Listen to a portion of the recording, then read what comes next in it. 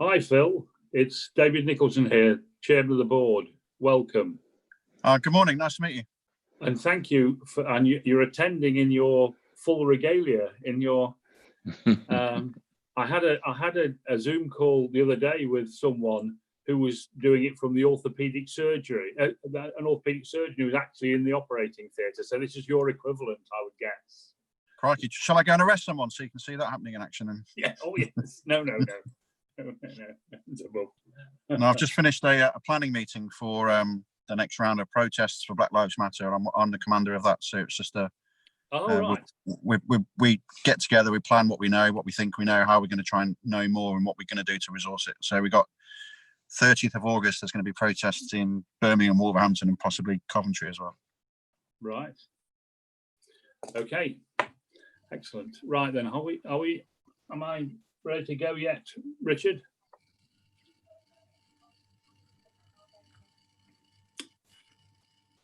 Okay, welcome everybody. Welcome to the board members and anyone listening and watching at home through YouTube or afterwards. This is a board meeting for the Worcestershire Acute Hospitals NHS Trust. It's the second time we've had our board meeting over YouTube. We hope you find it helpful. I'm told that all over Worcestershire groups of people are huddled together in front of their computer screens, families being brought together to talk about, to watch us and listen to what we've got to say. But hopefully you'll find it helpful and interesting. We've got a lot of important stuff to go through this morning. We've started all of our board meetings with a patient story. We think this is an important way, both of making sure that as a board, we are grounded in the reality of what we're actually trying to do here, which is to put patients first, but also to make sure that we hear directly from people. And this morning we've got Phil Dolby, who is, of course, many of you will know, is a Twitter star, a social media star, but he is a gentleman who was treated by us early on in the process, had an extraordinary experience, and has, in a sense, come out the other end. And as you can see, he's now back at work in the police force. So I don't know. I'm passing over to you, Vicky, to introduce this item, but then we can get on. Thank you, David. I mean, I had the pleasure of talking to Phil briefly this morning, over and above the written story that you've all got in your papers. And I think Phil's got some really very profound experiences that he wants to share. But I think importantly, the learning for us as an organisation to consider in terms of how we enhance and support both patients in their recovery, but also the wider family. And Phil, to our discussion, I've already had some discussions with the matrons on site this morning in terms of how we could progress that. So, but I think I'll hand over to you, Phil, to be able to share what you'd like to reflect, and then we can pick up with questions, I'm sure, afterwards, David. Yeah, thank you. Good morning, everybody. And I just want to, acknowledge and applaud the fact that you've got this opportunity for people like me at the beginning of your meeting. I think it's a really good way of grounding what I'm sure you'll go on to talk about, all the complex and wicked problems you've got to deal with. So thank you for that. I became ill at the end of March. Just over a week, just started to feel worse and worse and worse until on the Friday I wasn't able to work anymore. And on the Saturday I was really very much concerned for my breathing. Went through 111, who were really helpful, and they dispatched a paramedic in the latter part of that day. My wife, who used to be a nurse, and so she understood far more what the paramedics were saying than I did. But it was clear in the discussion. Really, initially they left it with me as to what should happen, and I was doing the whole public sector thing. Oh, I don't want to be a burden. But my wife saw what the blood sats were and said, no, you need to go. So I went in the ambulance on what was going to be my daughter's 15th birthday. I remember going in the cubicle that was set up in A&E at Worcester, one of those small little cubicle things, and that was about the last thing I remember. Apparently I was on a respiratory ward for the next day and a half, but I've no memory of that. My wife showed me some text, which I'm sure she found really unhelpful, for me saying I'm scared and I can't breathe. But my next waking memory was some weeks later being held and having the extubation coming out by the staff there, and then the day and a half in the ITU, and then the step down ward. So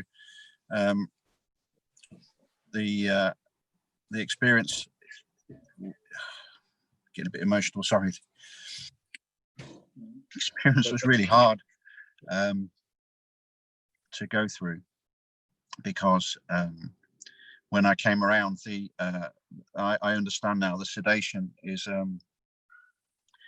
one that's, you know, and the CPAP and everything, it's really quite advanced technology, and clearly worked because I'm here.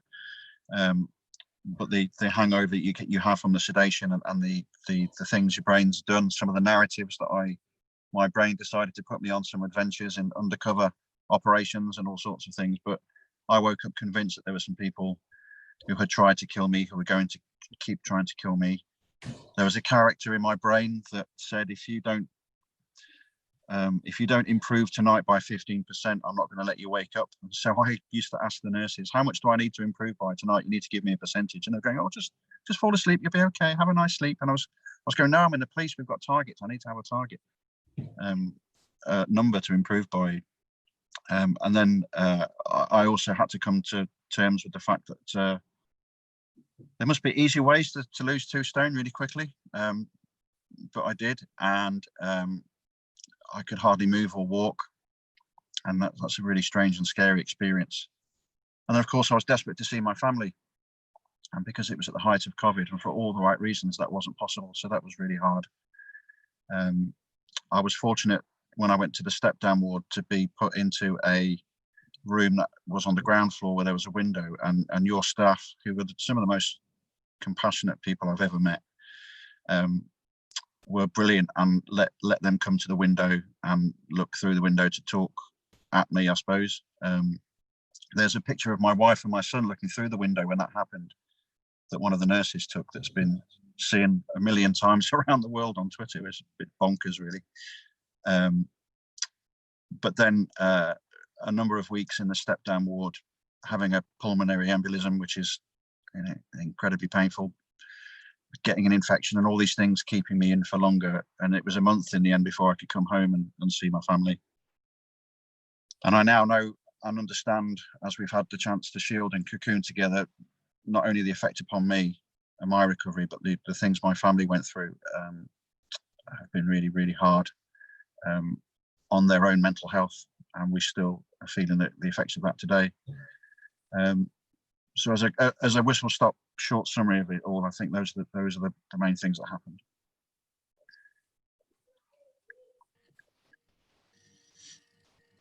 Yes, Vicky. I think it would be really helpful if we just touched, Phil, on some of your ideas that translate from the police, as we were discussing this morning, in terms of the wider support that you think we certainly, and I've certainly been thinking since we spoke this morning, about what we can do about that family liaison, the family support. Did you just touch on that?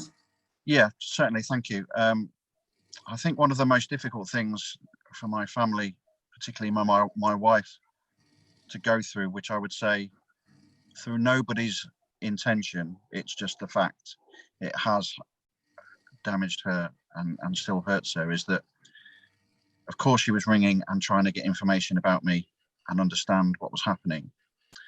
That extremely, extremely busy people on the ward weren't able to provide really a very effective update service to her, that she had to fight through lots of, can anybody even just speak to me, and had misinformation sometimes that I was fine.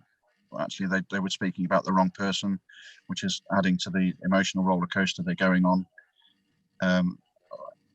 She, because of her nursing background, had probably more technical questions to ask around blood sats and ventilation, because she understood it, than perhaps your average member of the public. But, you know, there could be others in that position.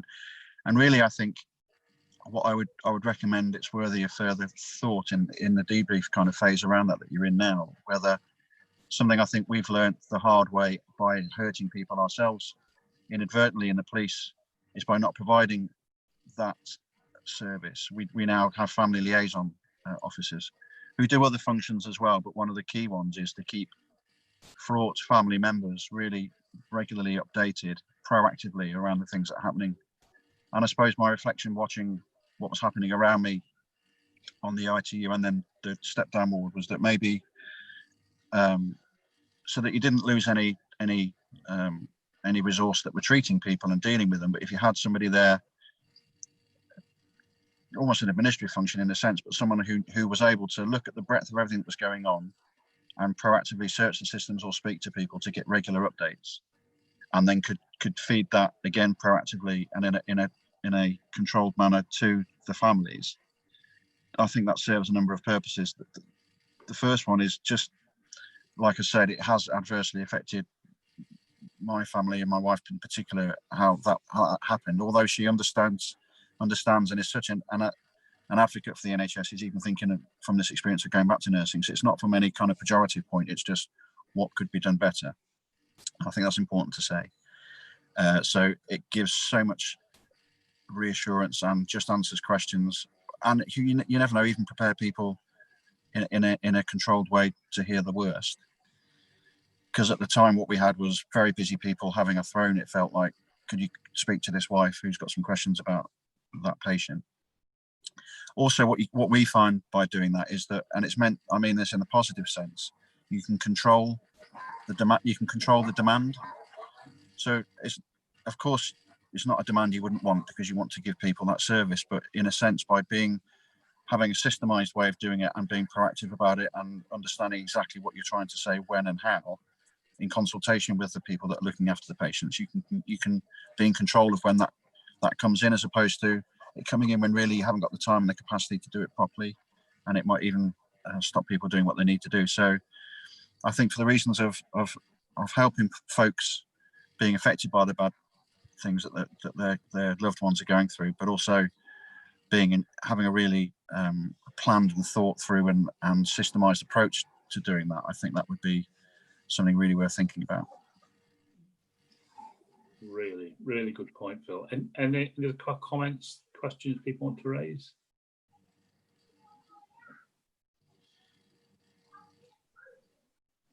You'll have to wave your arms about or something. Bill.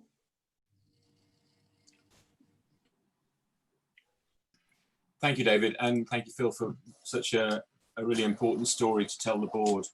I'm an intensive care consultant in another life, and I know quite how challenging your care must have been for you, your family, and the doctors providing it. I'm just wondering now about how you're being cared for, and do you have access, and have you had access since your discharge to the support that you need in terms of physical improvements and being able to talk through some of these stresses and issues that you've discussed? Have we been able to support you there? Yes, thank you. Both the occupational health and physio follow-up has been out, first rate. Provision of equipment, of exercises to follow, follow-up calls have been really good. Someone even came out to fit a piece of kit in the bath, which was really appreciated. On the mental side, I suppose that's really been through the GP.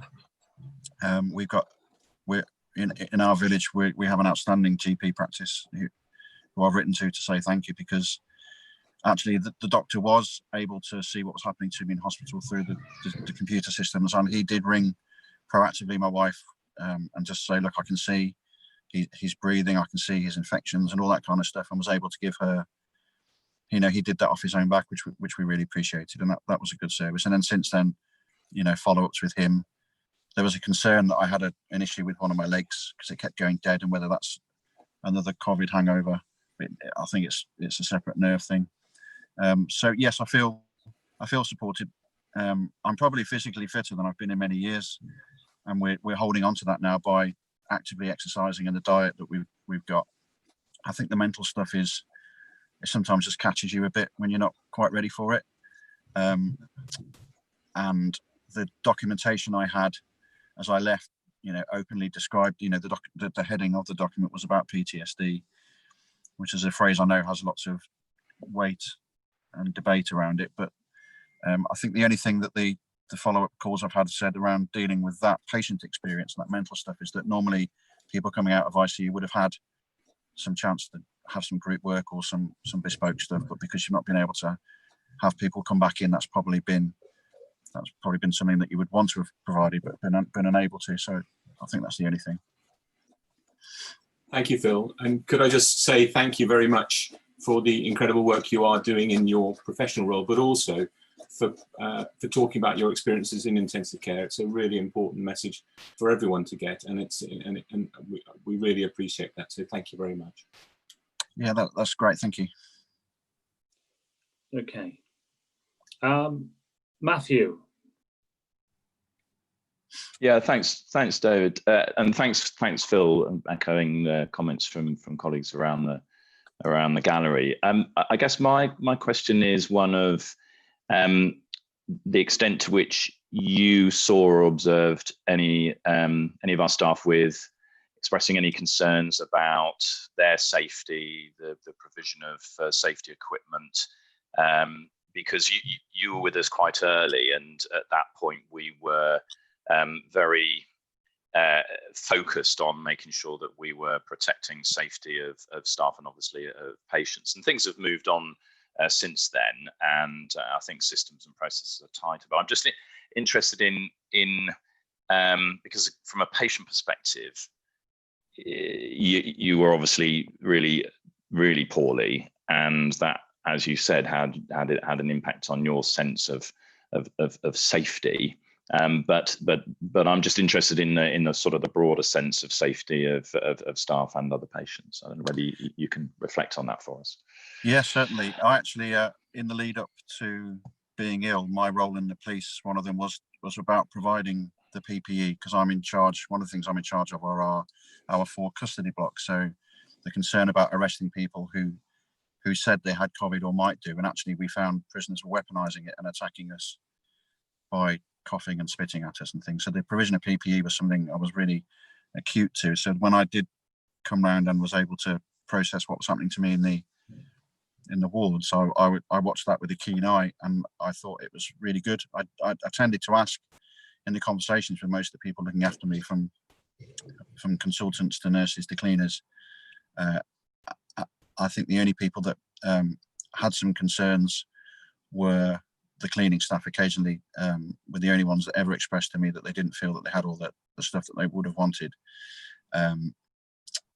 but that didn't prevent them from being able to do what they did. But actually I saw a good degree of confidence when I spoke to them about it, and like I say, I did proactively ask about it from a professional curiosity point of view.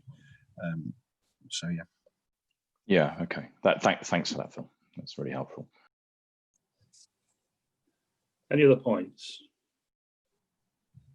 No. Well, thanks ever so a lot for that, Phil. It just struck me when, and if I'm sure you've watched the what used to be the daily press conferences and all the rest of it, that sometimes the whole COVID thing gets boiled down into a sort of set of statistics. Mm. And I know, having spoken to at least one bereaved family who said they didn't want their family member to be one of those statistics, and it really does bring it alive to us, Phil, in a way that we, it is quite, as you can imagine, it's quite difficult for all of us to go on the wards and talk to people directly. So it's really important we get this sort of feedback. I thought the stuff around family liaison and the way we connect with families and provide the whole support to them and provide information backwards and forwards, I think is a really well made point, and I think Vicky's going to pursue that. But I hope you're getting better. I hope you haven't gone back to work too soon,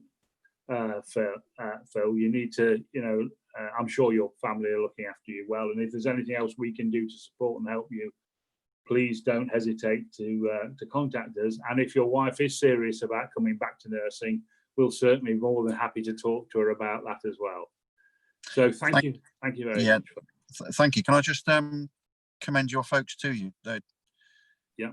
Amazing people, some of them not with their own families, so they could look after me. And whatever their role was, whatever their, you know, they were genuine people who couldn't do enough for you. And, you know, I feel a real loyalty to the hospital now. So if there's anything in the future that you need any kind of public voice, or I'm used to governance and things, if there's anything I can help with, I'd love to be involved in anything you do, really.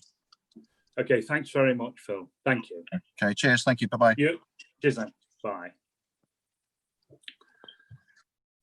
Okay, well, I thought that was a remarkable opportunity for us to hear directly from one of our patients in quite a moving way, I think, about the way he's being treated, both the strengths and weaknesses of what we do. So when we get down to the COVID elements of the board, perhaps we should reflect on that a bit more.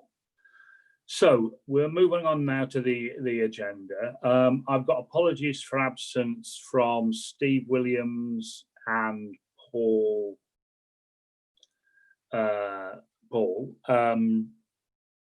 Brennan. Robin Sneed, I think, is here on behalf of Paul. Welcome, Robin. Are you frozen, Robin, or have you dropped off to sleep?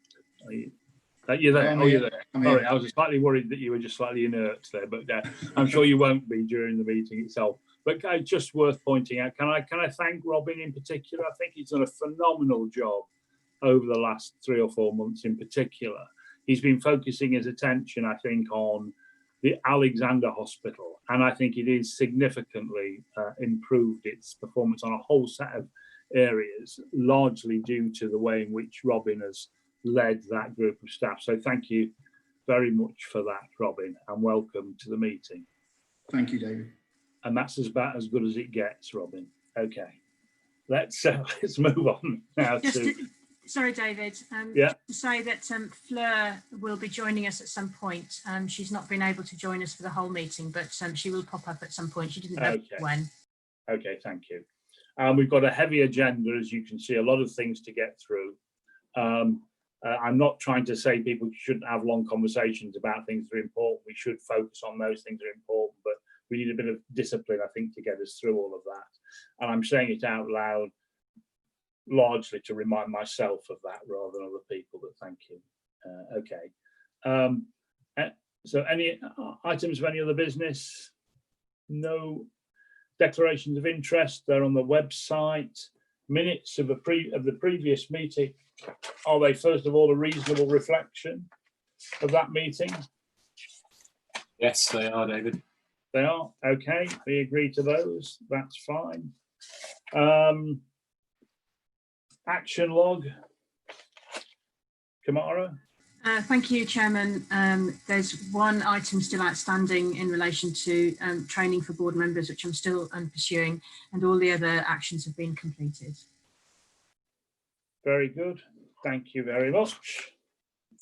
Let's move on then to the Chairman's report, and I've got a couple of things to talk about very briefly at this particular moment. The first one is in relation to COVID.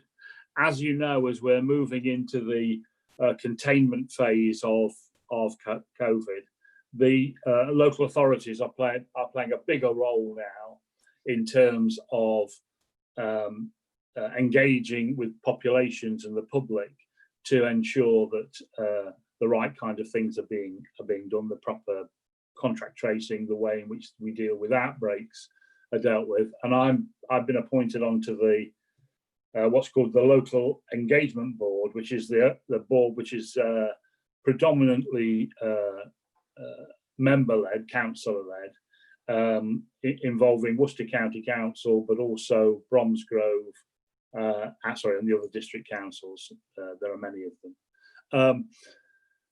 So we had our first inaugural meeting yesterday where we agreed terms of reference. I have to say I was very impressed by the way in which the county council and the local authority have responded to all of this. The public health people seem to be really well organised in relation to what's happening. They've got lots of data now about what's happening in the community. They tell me that they're engaged, particularly I think with our communications people around all of this. They went back explaining to us the way in which the outbreak had been in Worcester and experienced in Worcestershire. We're currently in a position where we're having on average two new cases a day in Worcestershire, which has come down significantly from the past. They explained how they were organising with business, with restaurants, with pubs. They had a spot check on over 200 businesses last week to ensure that all the social distancing and the arrangements were put in place. It was I think, a really quite impressive array of things that they're doing together with their local environmental health staff. There's a huge amount of communications that needs to be done with the population. They're determined to make sure that the Worcestershire population are well briefed and well understand, and that data comes through, and that they're focusing particularly on those places which have a risk of outbreaks. And I'm sure you know that nationally 60% of all outbreaks are in care homes.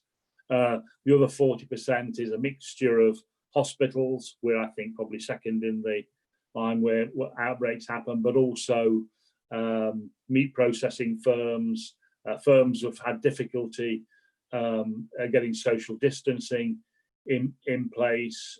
So a whole set of kind of risk-based preventative measures are going to start to be made. And I think their focus on engaging the local community to support Make It Happen will be very, very impressive. And I'll feed back to you. We're going to meet fortnightly from now on. They're certainly keen to learn many of the lessons from Leicestershire. And again, they will fed back, and I'll keep the board alert. I'm sure many of you, the executives, have got their own connections into all of this work. But I was, heartened and reassured that quite a lot of stuff is going on in the county as a whole to make it happen. So that's the first. The second one, I think, relates to something that's coming later in the agenda, and I don't want to kind of steal everyone's thunder in relation to all of that. But this is the whole issue around Black, Asian, BAME staff across both our organisation, but also across the community as a whole, and the way in which we as an organisation are playing our own part to ensure that people are given equity and fair treatment across the whole system. And there's a lot of work been going on. It's a very, very important thing for this board. In fact, at the moment, it's the most important thing that we're trying to get right, both for our patients but also for our staff. We'll hear the story of that as we go through. Part of that is the appointment of a board sponsor for the network that we are developing around BAME staff, and Tina and Matthew will talk about that in a while. We've had a webinar, and I've had a couple of meetings with BAME staff to talk about what's happening, and it's very important that we bring it to the heart of the board and its discussions. And as I say, that's why we've decided that we're going to have a board sponsor for the network that's created, and Mark Yates has agreed to be that. It's particularly important, I think, that the chair of the People and Culture Committee is engaged to make sure this is completely mainstreamed and part of the way that we work.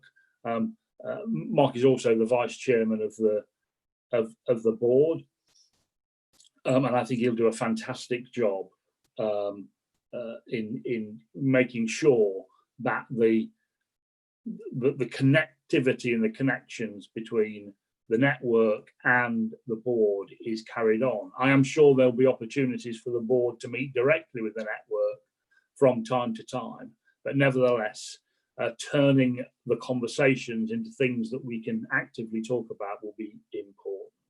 So they're the only two things that I wanted to talk about. As I say, particularly on the BAME issues, I think we're going to have further conversations in a while. So can I then move on to the Chief Executive's report? Thank you, Chair, and nice good morning, everybody.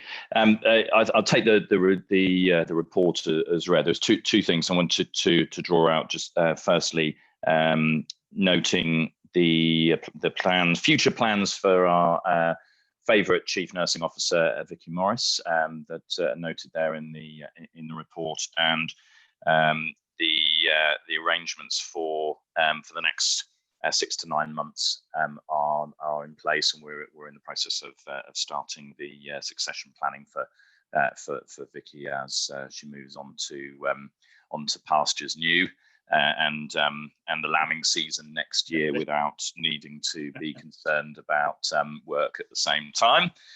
So thank you to Vicky. I'm sure there'll be plenty of opportunities going forward to recognise the fantastic contribution that Vicky's made. I also just wanted to test the view of the executive team with the wider board in relation to this call for honours nominations from two frontline staff within the organisation. And as an executive team, we discussed this and actually felt that first it was the wrong approach, because it really has been a multidisciplinary team effort. In the way in which we have responded to the COVID pandemic. And I think our view would be to support the view that's emerging from many trust chief executives across the NHS, that there would be a better approach to recognise the full contribution of NHS and other key worker staff than just target a small number of, but essentially highlight a small number of staff that that would exclude the fantastic contribution of all of our staff at this time. So I'd welcome any views in relation to that. And then just finally, Chair, just to note at the end of the report, a minor change to the full business case that we reviewed previously, that we just need to note the overall cost of the ASR FBC remains within the 32.1 that was noted, 32.1 million that was noted at the board when it approved it. So happy to take any comments and questions from colleagues on anything in the report. Okay, comments and questions.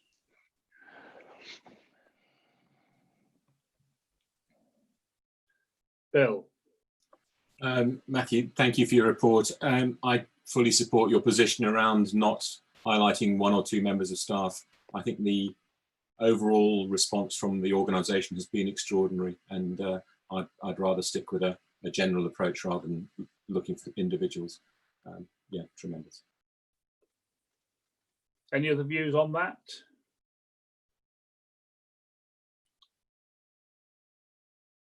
I feel I can't have a view on that, given I've got medals myself. So, David, certainly I would agree with Bill's opinion. Okay. I think that's broadly the view from what I can see of the board. Okay, thank you for that. Any other questions? No. Well, we concur with your position on honours, Matthew. Thank you for that. Shall we then? Thank you, Chair. Okay. Shall we then move on to people and culture update, Black, Asian and minority ethnic network and workforce risk assessment? Tina. Yeah, thank you, Chair. There's 3 parts to this report, so I'll take each part in turn and then pause for questions or comments after each of the main sections. The first section is around BAME representation.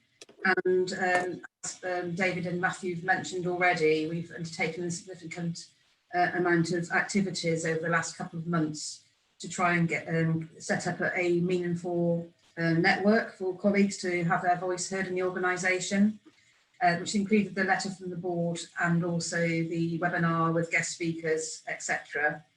We have had success following those events in setting up the network, which has now had 2 meetings. And it's got 25 members. The terms of reference are still being worked through by those attendees, but they want to call themselves the Inclusion, Diversity, Equity Action Network for BAME colleagues. They propose to expression and interest to be the lead. Then sorry, Tina, I missed that. I don't know whether other people, I missed what you said then. Okay, so I'll just rewind then. So did you get the name of the network, the idea? Yeah, well, we got that, yeah. Yeah, and the proposal from the network is for them to have a lead for that network that's elected by members and hold the post for a 12-month position. And we have secured funding through charitable funds to backfill that lead post for 1 day per week. The network events now are held 3 o'clock every Wednesday, and I'll be approaching board members to invite you along to future network meetings if I can, please, to support. And we've also got attendees from that network for the next People and Culture Committee on the 4th. We've got already 6 people putting themselves forward to give their views on what the network should be and what support they need from the board going forward. So I'll pause there to see if there's any questions around BAME representation in the organisation. No, only to reflect on the meetings that we've had and the webinar in particular. I think, you know, in a sense, one of the issues we have, generally speaking, is that we don't really score very well from the staff as a whole, although things are improving, I think, in terms of our staff surveys and all the rest of it. And of course, our BAME colleagues, we score even worse. And there has been this gap, I think, between the board and the staff as a whole, and trying to fill it in all sorts of ways, whether it's the forward advocates or whether it's the way in which we organise our management arrangements or this network, are all important ways in which we connect ourselves much more closely to the organisation as a whole. And I was certainly struck by the conversations, which were deeply felt. They were very emotional. People were, you know, told stories that you can only, you know, on reflection, you can only sort of imagine what it must have been like in those circumstances. But I thought people were very kind of professional in the way they dealt with it all. You know, fundamentally though, we are on notice in the sense of we're making all the right noises, we're organising all the right meetings, we're getting all the right people, we're saying all the right things, but we will in the end be judged by what we actually do. And a crucial part of this, I think, will be the way in which the board constitutes itself, the way we review our systems and processes, and the kind of way in which we promote and support people through the organisation. Sorry, Tina, carry on. I think Mark wanted to come in. Oh, sorry, I couldn't see you, Mark. Sorry, David, if I could, just on this matter of representation, you rightly indicated that I'm the board sponsor, which I'm delighted to do. And although you stole a little bit of my thunder in terms of this is merely a good start that we've had here. And the good start naturally starts with some good words, which are there, and the meetings, but we as a board, and indeed as an organisation, need to follow that through. In my role, I've already had a number of our staff contact me for discussions. Nothing more than that, I would suggest. Discussions about my role, discussions about, if I could sum it up as intent of board and do we mean it, I think would be how I would sum it up. So I think we are being watched quite rightly by our staff because we've said good words. So those good words need to be backed up in good deeds.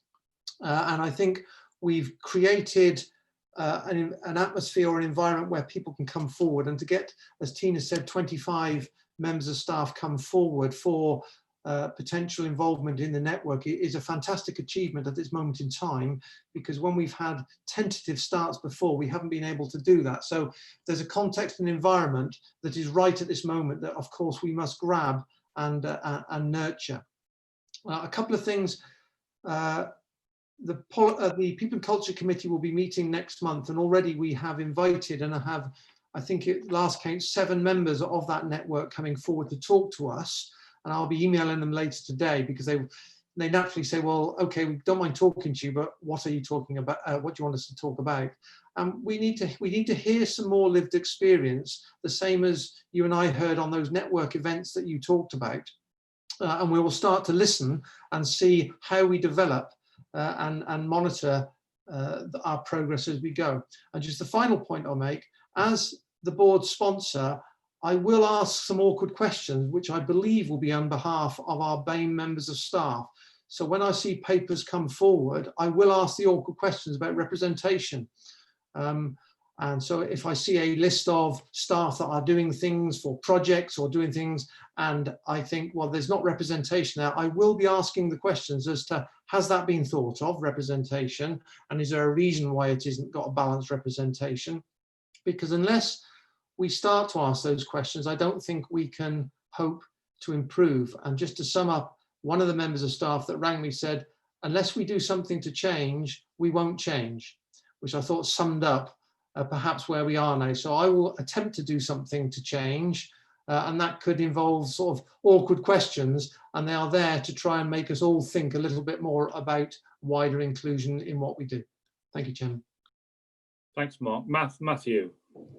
Yeah, thanks, Chair, and thanks, Mark, for those comments. I guess mine is just to reiterate my personal commitment, and it really struck me when we were on the webinar the week before last, where Bruno, the representative from the RCN, really very much put the challenge down to us as a board and to an organisation. That warm words are interesting. But meaningful, impactful activities is what this is all about, and in many ways, I guess, Mark, I'm echoing your point about it's about the actions that we take, not the words that we say, that are going to be important now moving forward. And I just want to, as Chief Executive, express my wholehearted commitment to getting the right activities now in place. Okay, thank you. Thank you. Just to finish off that item, I have asked the network on what the top three things they want to see be improved or changed in the organisation. So I'll feed that back to you at the next meeting. Okay, the next part of the report's around the workforce risk assessment, and there's 3 components to that risk assessment to make sure we're COVID safe and secure. The first part is around the workplace. So that's considering the settings that people work in, whether there's generating procedures and so forth. And that's ensuring we've got the appropriate environmental risk assessments completed across all of our sites. The second part is the overarching workforce risk assessment. So based on the National Public Health England advice on the individuals who are either increased or high risk of COVID, and making sure that we've aware of who they are and the mitigations that we need to put in place to prevent as much as possible. And then the third aspect is the individual occupation, because people will have obviously differing underlying medical conditions and needs that we need to support them with as an employer.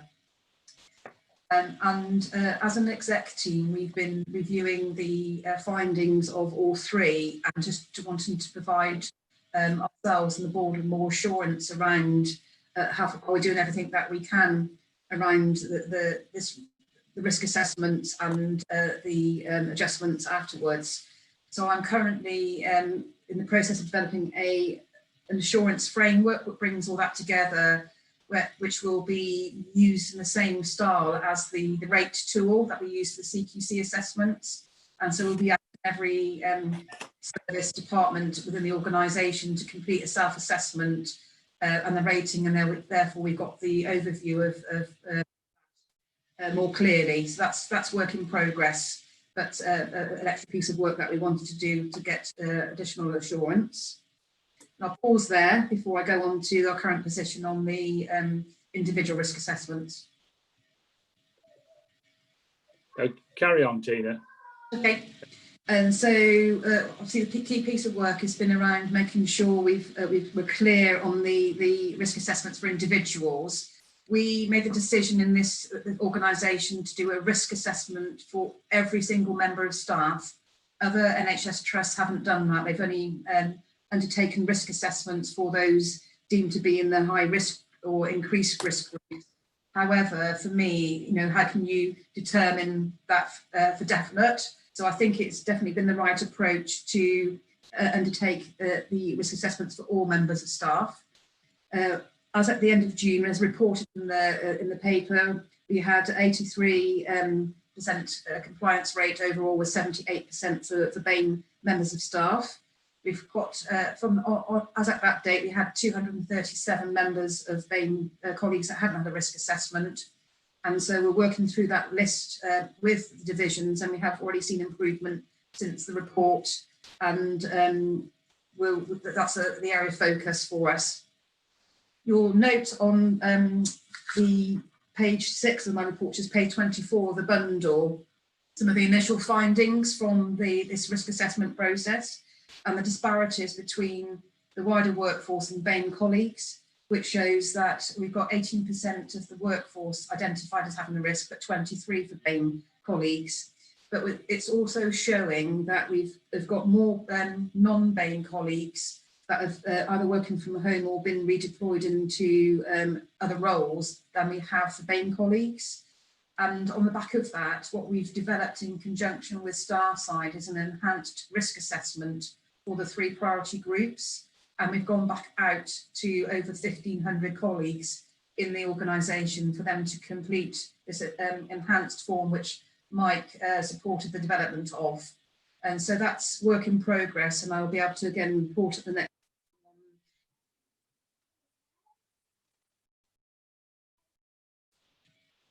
You've gone, Tina.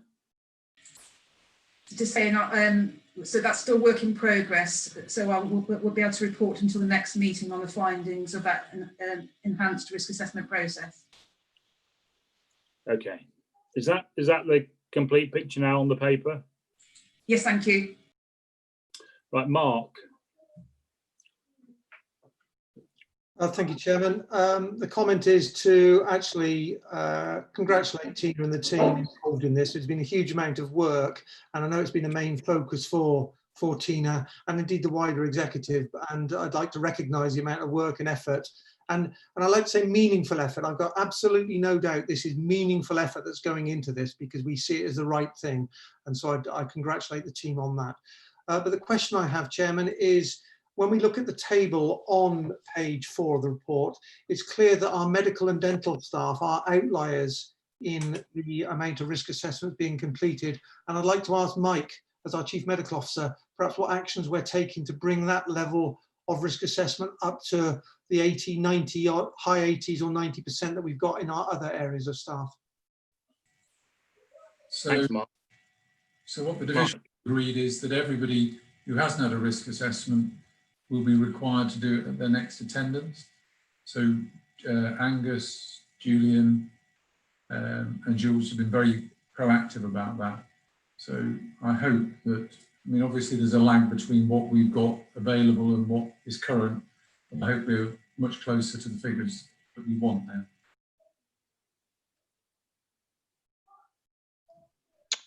Sorry, just so that I understand that, Mike, what you're saying is that by their next attendance, you mean the next time they come into work, they'll have their risk assessment? Yes, okay, I understand. Matthew. Yeah, David. Sorry, just to jump in there, Mike. I wondered if you wanted to comment on the engagement with the local medical staff committee and the leadership, engaging their help in driving up the number of medical staff. Yes, so I've been in touch with the leadership for both the BMA and the Hospital Consultant and Specialist Association, and they proactively gone out to engage with their members to ensure that they complete it, because both of them are Bain colleagues and they have a vested interest in trying to make sure that everybody follows through. So they've been very positive in supporting this. Okay, thank you. Bill. Thank you, David. Partly just to thank Tina and Mark for the great work and commend it. I'm just standing back a little bit further and wondering whether in the past, as an organisation, we've been fairly light in considering occupational risk, and that there may be some really important lessons given the COVID focus on our risk groups within our staff. But there may be other things that we can learn from that, and this importance of considering risk in its totality, age being a very important determinant of what happens at work would be one of the things I would say we need to consider. And that follow through. So in the past, we may have been aware of risk, but I don't know whether we've taken correct steps to mitigate that risk previously. So commending what you're doing, but would like to see it extended beyond COVID to other risks that may be happening at work. Thank you. Okay, Matthew, I think wants to respond to that. Yeah, thanks, Chair. Thanks, Bill, for the challenge and the comment about that. And it's something which I think Tina alluded to that last week on our gold meeting on. Oh no, I think it was this week on Monday.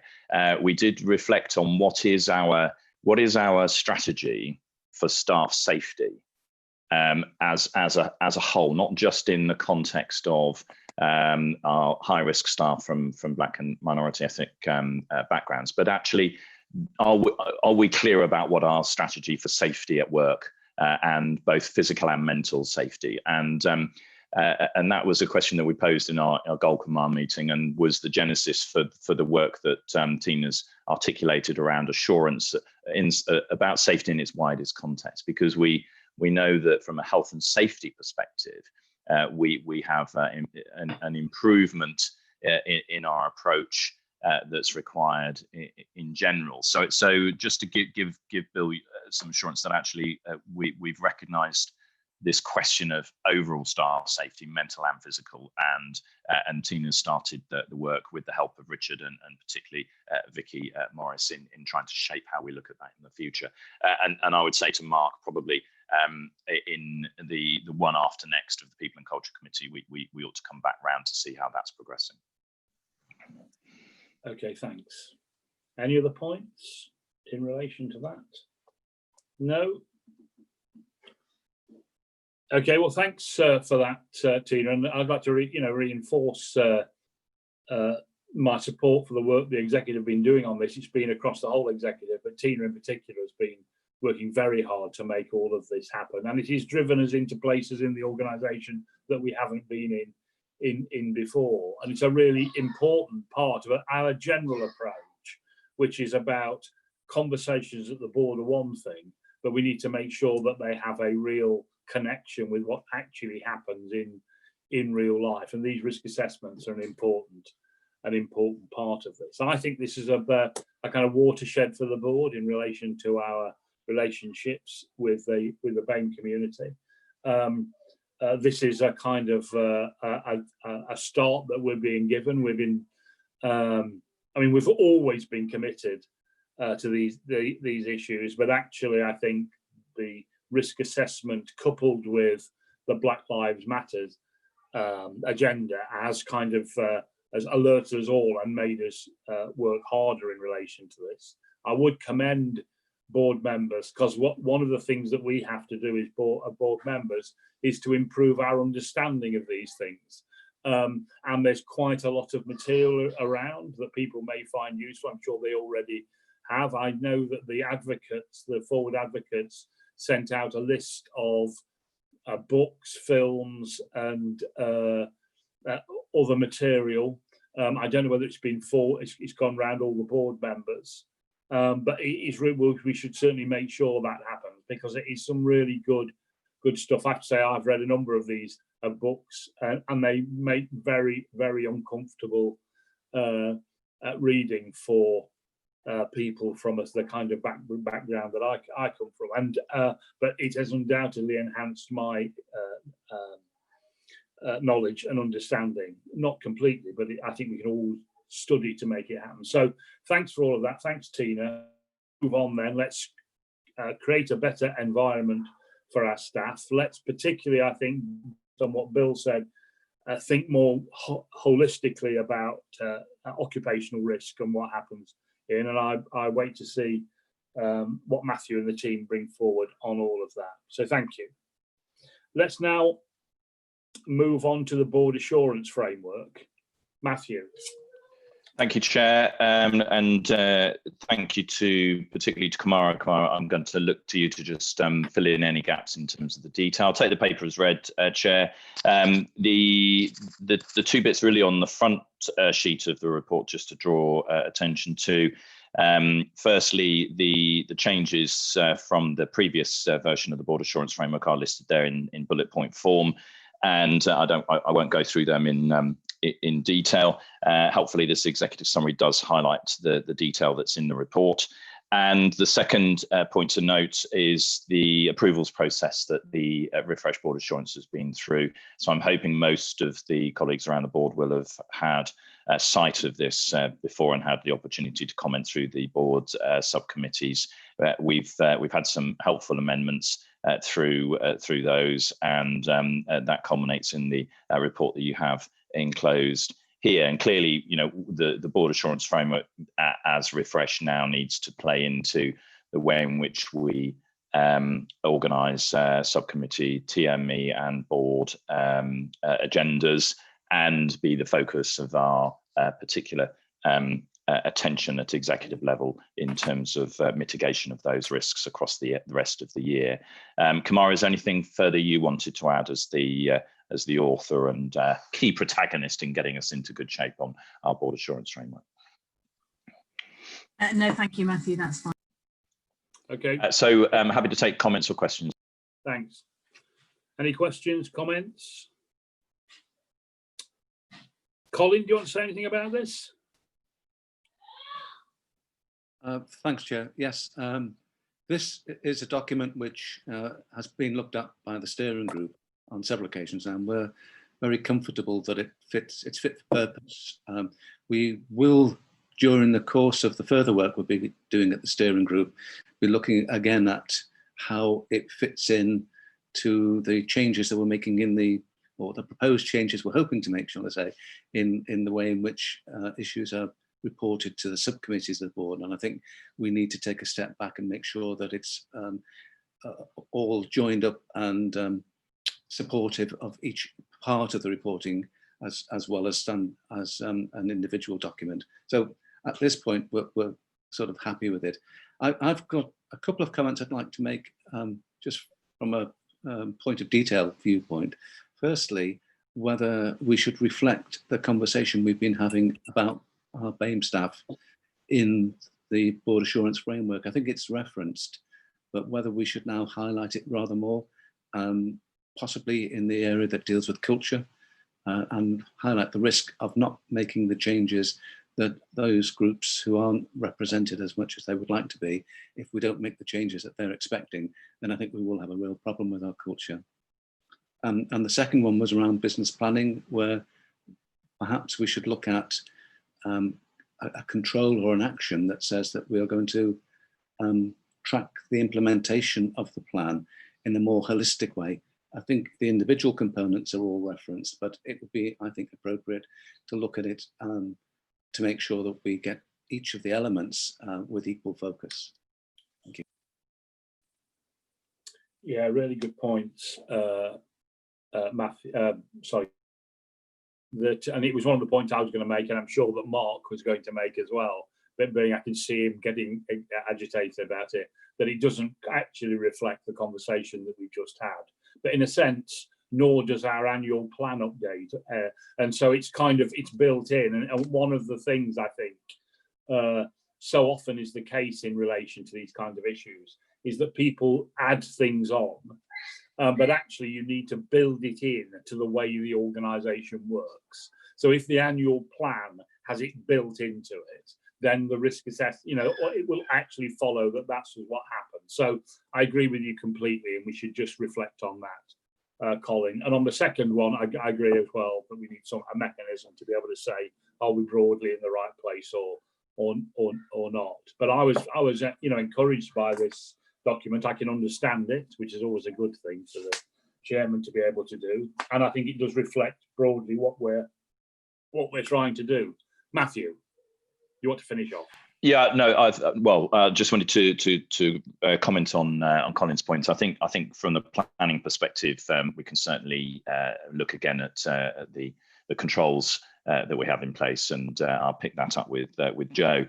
In terms of there is a reference to developing networks and champions in relation to staff from BAME background on page 48 or 23 of the Bath paper. But as you say, Colin, it's not as strong as we've just articulated in the conversation thus far. So perhaps we'll have a look at including there, more depth in terms of the actions that are articulated in Tina's paper and that we've discussed today. So I think just to respond to that in a positive way, Colin, thanks for noting that. Okay, so do we approve that? Do we approve the board assurance framework? Yes, agreed. Thank you. Let's move on then to COVID-19 recovery, and it says rest, but I assume it's restoration. Yes, that would be nice, wouldn't it? Thank you, Chairman. This paper is presented to you for information to note. So I'm just going to highlight 3 areas, if I may, before I take any comments or questions. The first is just to let you know that the clinical services strategy refresh workshops are underway. We had a really strong Zoom online session earlier this week with specialist medicine, urgent care and SSDC. And I think it's a really good opportunity for us to do 2 things.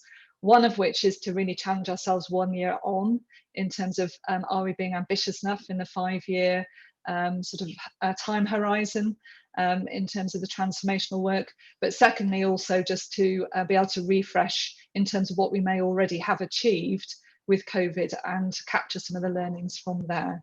So that work is fully underway and will come through at the back end of the summer in September to come back to board. The second one is just in terms of the COVID experiences. If we talk about amplifying and keeping the positive things we've been doing, the 10 high impact changes are now sort of distilled into 3 key areas. And there's been a lot of really progressive conversations actually across the system to make sure that we get the alignment and the dialogue between PCN, healthcare partners, as well as internally to do that piece of work. And there's a benefits realisation scoping exercise that's happening now. So when we have the next board, we'll be able to present to you a dashboard in terms of progress on that one. And then finally, just to flag the wider strategic picture, as people are emerging out of the response phase, then there's a lot of restart activity happening at a regional and national level around some of the specialist commissioning, some of the networks, and some of the wider thinking around future work of the STPs and devolvement. So we've been re-engaging and restarting conversations with our partners, principally in UHB, UHCW and Y Valley, and we're really active in terms of making sure that we can deliver the board direction in terms of how we want to operate with our services going forward. So they're really the 3 things I just wanted to highlight to you. And just to say, we are expecting further guidance on the reset and recovery phase sometime this month. So there might be more detailed information to present at the next board meeting. I'm happy to take any comments or questions. Okay, thank you. Richard.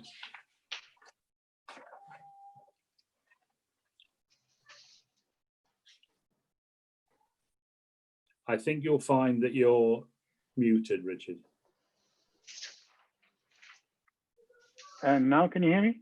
I can hear you now, yes. That's good. Well, thanks, David, and also thanks to Joe.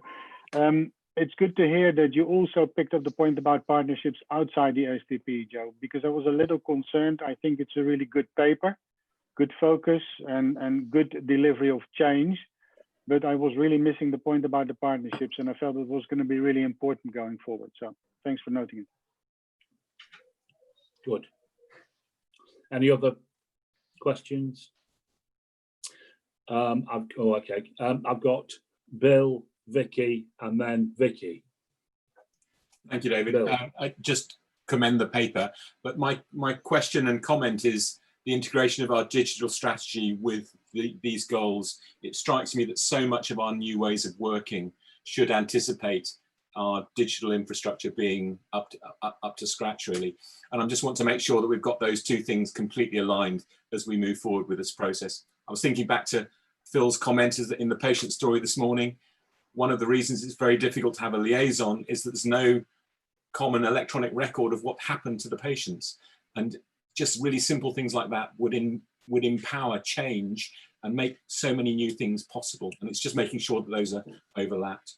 Yeah, thank you. I think that's a good, sorry, it would be, well, I'll give you a chance, Joe, but it just seems helpful then to go on to Vicky Lewis, just to amplify or comment on that. Yeah, sorry, thank you, Chair. Chair, I'm just aware that Anita would also like to come in, but I don't think you've quite caught her waving.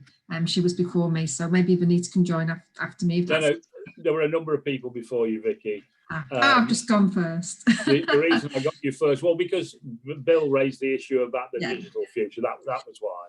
And I was going to comment really and just support in terms of, I think last time I talked about how we were operationalising quite large swathes of our digital strategy through having to manage the COVID response. Bill, it's fair to say that we're going through a refresh of our digital strategy. We were a year old last month and we've achieved a huge amount in a very short amount of time. The piece we probably still need to bring back to board, and we're due to go to Finance and Performance Committee in September, is our infrastructure roadmap, which is that underpinning technology piece to support all of these fantastic digital initiatives. As part of our digital care record approach, there is an opportunity for a patient and family portal as part of that, which would obviously overcome some of those things that we heard, really emotionally from Phil, and that certainly touched me as well about, how can we ensure that we've got the technologies that make that difference to everybody. So I just wanted to put that forward. Thank you, Chair. Thank you.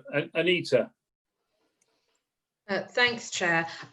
So just to comment on the paper, I like Richard, I think it's a really nice paper and well laid out.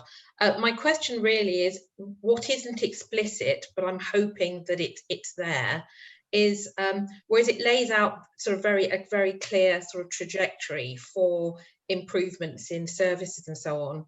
I really want to make sure we capture behavioural changes too, because to me we need to actually understand how we were able to transform services in an agile way and how do we sustain that. And as I say, what we've got written down in paper seems to focus on the things we did rather than the how we did and those behaviours. So I just want to make sure we capture that. Thanks. Okay, Vicky. Other Vicky, where are you? Here we are. Sorry, here we are. Vicky Morris. Sorry, but yeah, you're on this screen. In support of Joe's paper, I just wanted to make comment that actually Joe has already joined me in a number of the professional forums that I'm holding with matrons, ward managers, and the wider professional groups. And whilst people are tired after COVID, they are very equally energised about some of that agility and the opportunities to sustain those improvements and also build on those. So I think those staff groups and the engagement ongoing through that, but also the patient forum, so the PPF and also with Peter and Pinfield's support in terms of Health Watch, there's going to be some really good opportunities to have that wider stakeholder engagement in how we progress this. Okay. Any other comments? I'll give you the opportunity, Joe, to respond in a bit. Mark. Thank you, Chairman. Yes, good paper, and clearly you've hit the ground running, Joe, in the most difficult times. So thank you. It's not easy to do, but clearly you have. And I look forward to the nice paper, the good diagrams, the good words being converted into actions actually on the ground. Couple of questions though. Can you comment on the engagement we've had from our medical teams with regard to this? Because clearly are what is accepted as a good and response to the COVID and the planning and the delivery. A key part of that was absolute medical engagement from the start and all the way through. Can you comment on the engagement for where we are on the restoration? And just the needs no comment, but Appendix 2 is one of those lists we need to look at and just ask ourselves the questions about representation. Thank you. Okay, Joe, do you want to respond to some of those things? Yes, first of all, thank you. It's really helpful feedback. And I think as folks have identified, there's some things that are implicit rather than explicit. And I think it's a good challenge to think about how we capture the how about this. And it links very much to some of the discussions we're having about our quality service improvement strategy that we're really looking at over the summer, because it's not just about delivering the services, it's actually how we improve the services and the cultural bit that sits amongst that. And I think that very much touches to the point then that Mark's just raised around making sure we engage with the whole clinical fraternity. So the way we're going about that, Mark, in terms of the impact changes, is we've actually got divisional and clinical leads really helping support leading on that work, and actually through work that Vicky Lewis has been doing with her digital clinical reference group, she's got some people who've got a bit of an IT interest as well as the sort of transformational change from a clinical perspective who are playing into that. And that's the sort of model we're wanting to roll through across the piece. That also includes people outside of the trust. So we've been talking to the clinical forum for the PCT and invited them if they can offer up somebody from primary care to sit on some of these groups as well, to make sure we capture the whole pathway in terms of some of the thinking.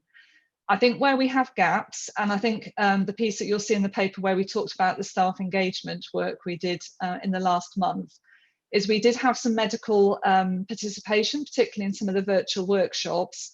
But I think it was it was on a people who were interested and wanted to know more. And I think the junior doctors in particular, we recognise maybe we didn't get as much engagement as we might have wanted. And again, the social media did lean towards probably the more nursing. There's some pockets and areas that we would want to follow up on.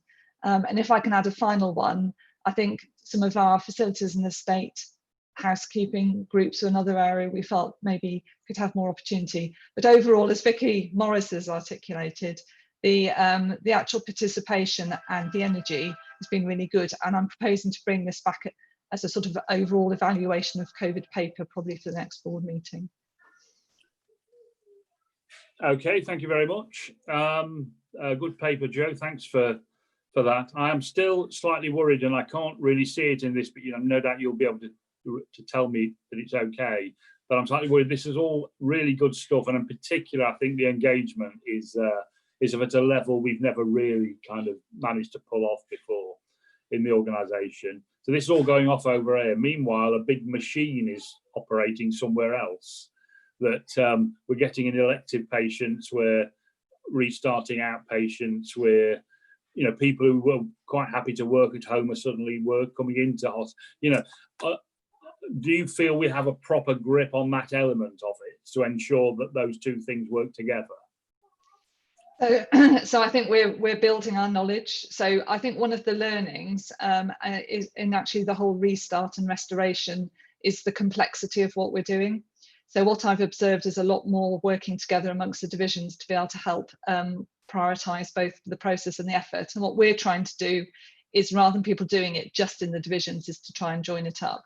So I've joined the restoration group, oversight group, and my deputies in the operational piece, so we can provide some of that read across. Okay. Yes, Matthew.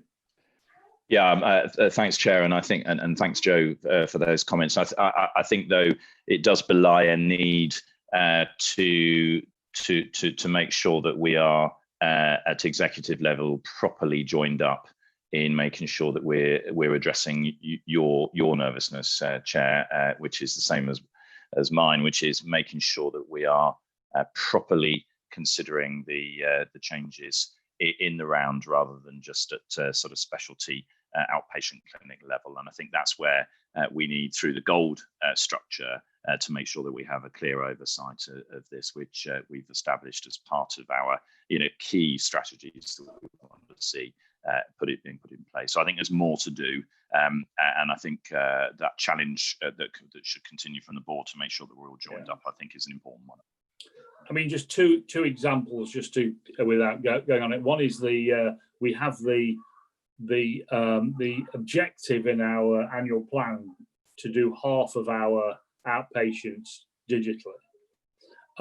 What we don't want to do is restart a whole load of outpatients and suddenly find out that we've got to row back. We're much better starting. And the second one is just accommodation. We've managed, we don't need all of the non-clinical accommodation that we've got. So we've got other opportunities around the trust to do it. Well, as I say, I don't want to lose that either. But it's just a point to make, and I'm sure you're onto all of that. So that's fine. And just to reiterate again, I think the paper's really very good and brings things together very nicely for us. Okay, let's then move on to the COVID-19 update, where Robin, I think you're going to talk to us. Yes, thank you, Chair. Just leading in nicely, really, from what's just been said, the key points for me on the paper are that we continue to maintain the command and control structure, the gold, silver, bronze, to manage the COVID situation. And we also align this with the close attention to the structure of the sites in terms of the PPE requirements for my infection control around red, amber, green, purple areas, which adds an extra layer of complexity into the way the sites are organised. We've seen increased emergency attendances, mainly from non-COVID activity. It's increased by 42% from April to May. And on the sites now, we've got Worcester sites are all the wards open.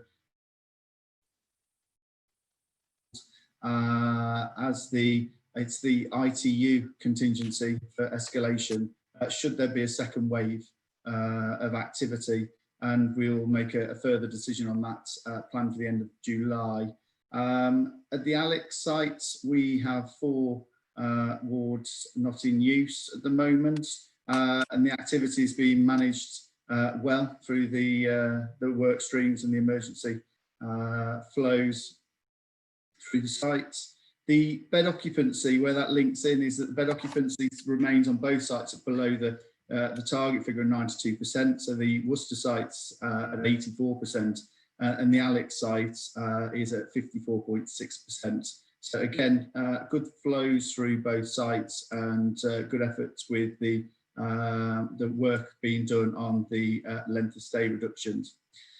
The current COVID numbers, we've got 5 positive patients, 3 at the Alex and 2 at Worcester. So again, the numbers have come down significantly over recent weeks. And we continue the use of the independent sector to support our emergency and urgent cancer activity. So I think the key issue for us at the moment is obviously, like most of the rest of the country, in waiting to see the impact of the reopening of pubs, restaurants and hospitality industry over the course of last weekend. So obviously we are working on our capacity and demand modelling, has already been referenced, but we really need to take care around the unknown in terms of the impact of that. So if I pause there and take questions. Okay, thanks, Robin. In the news at the moment, there are 2 stories around hospitals, one at Hillingdon, I think at one of the Royal London, where they've had to close their A&E departments at Hillingdon in the wake of a rather ill-advised letter, I think, from the chief executive of Hillingdon. But what's our contingency around outbreaks and A&E departments? David, if I could all right, respond to that, because I think the outbreak process is very tightly managed within the hospital. We've only had 2 outbreaks to date, and the processes and SOP we've got in place to manage the patient pathway through ED onto the ward, again, is tightly monitored and managed. And I think it's really important, whilst we would continue to reiterate communication about standards and adherence to PPE and wearing of masks away from the clinical area as well is absolutely key. So we remain very focused on it, because absolutely important to maintain the safety of staff and patients. Okay, but so for example, have we thought about what would happen if we had a kind of Hillingdon outbreak at the Alex or at Worcester? Chair, I think it's fair to say not yet. So I think that's got to be. I think that's got to be one of the things that we should discuss. I mean, we have got some intelligence from certainly from the situation in Hillingdon in relation to infection control practices, management of outbreaks and management of social distancing. So I think that's an area that we've had, as the board will know, very tight scrutiny of and consistent, almost daily messaging out into our organisation about the importance of compliance. But I mean, obviously we're trying to learn from the East Kent situation, where there have been a lot of new cases there, and obviously from Leicester. But as yet, we've not, I think, done the contingency planning around needing to close an ED department. But that's something we'll need to follow up. I think so. Okay. Any other questions on the report? Yes, Anita. And Richard, I've got Anita first. Yes, just a quick one, Robin, and apologies that this wasn't obvious to me. What exactly is the plan for the Alex bed occupancy? Because clearly it's only at about 55% now, and we've got 4 wards closed. Is that what you want, or are you trying to increase it? Or yeah, just what's the plan? Thanks, Anita. Partly this is due to the work that I'll come on to on one of the later papers around the changing flows, which has dramatically reduced the length of stay on the Alex site. But the plan moving forward needs to be to increase the amount of elective activity that we get through that site. So as we work up through the capacity and demand modelling, we really need to align the theatre provision with the provision of green surgical activity through that site. And part of the strategy of the way the site has been managed in terms of COVID cohort areas, we started off with cohort areas on both the ground and the first floor, and strategically we've worked those down as the numbers have diminished down onto the ground floor. So if you're aware of the Alex site, the theatres are on the first floor and the surgical wards are on the first floor. So we've purposely stepped down onto the ground floor to give us the best opportunity for restarting that green surgical activity as quickly as possible. Okay, thanks. Richard? Yeah, my question is related to that one, because we talk about the occupancy, but I'd be interested in the development of our capacity, really, our bed capacity. So we understand how much beds do we have available, COVID, non-COVID, also in relation to what we had before. And then also tracking this going forward. Yeah, hi, Richard. We track through the number of beds every single day through what we call a SNAP report. It comes out of each of the sites in terms of COVID, non-COVID, so particularly red, amber, green ward areas for right the way across all of our sites. And that way we track the bed numbers, we track the numbers of patients in each of those areas and make those decisions through the bronze, silver, gold structure as to how we align the numbers of those beds within that structure. Yeah, no, I really talked about the capacity that we've got available, also to understand how we're going to deal when we start picking up the elective work again. So what amount of beds do we have available, both COVID, non-COVID, also in comparison to what it could be, yeah, what we had before we started the COVID measures?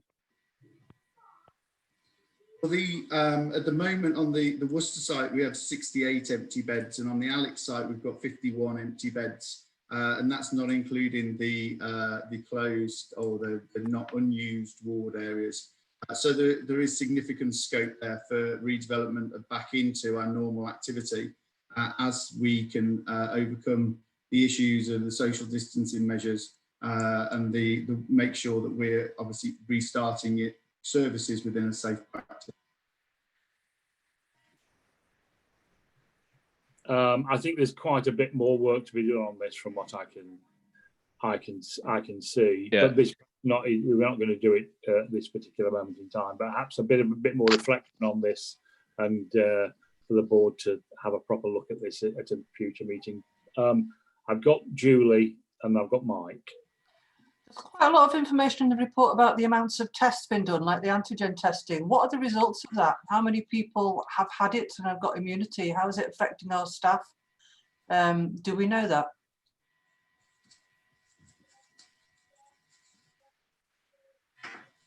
Hi, Julie. Yes, that's information has been collated. The uptake of the antigen tests was really quite good, and we had 5,632 members of staff out of the 6,500. So it was a really good uptake. Yeah, we should have made them do a risk assessment at the same time, shouldn't we? Anyway, that's another story. Indeed.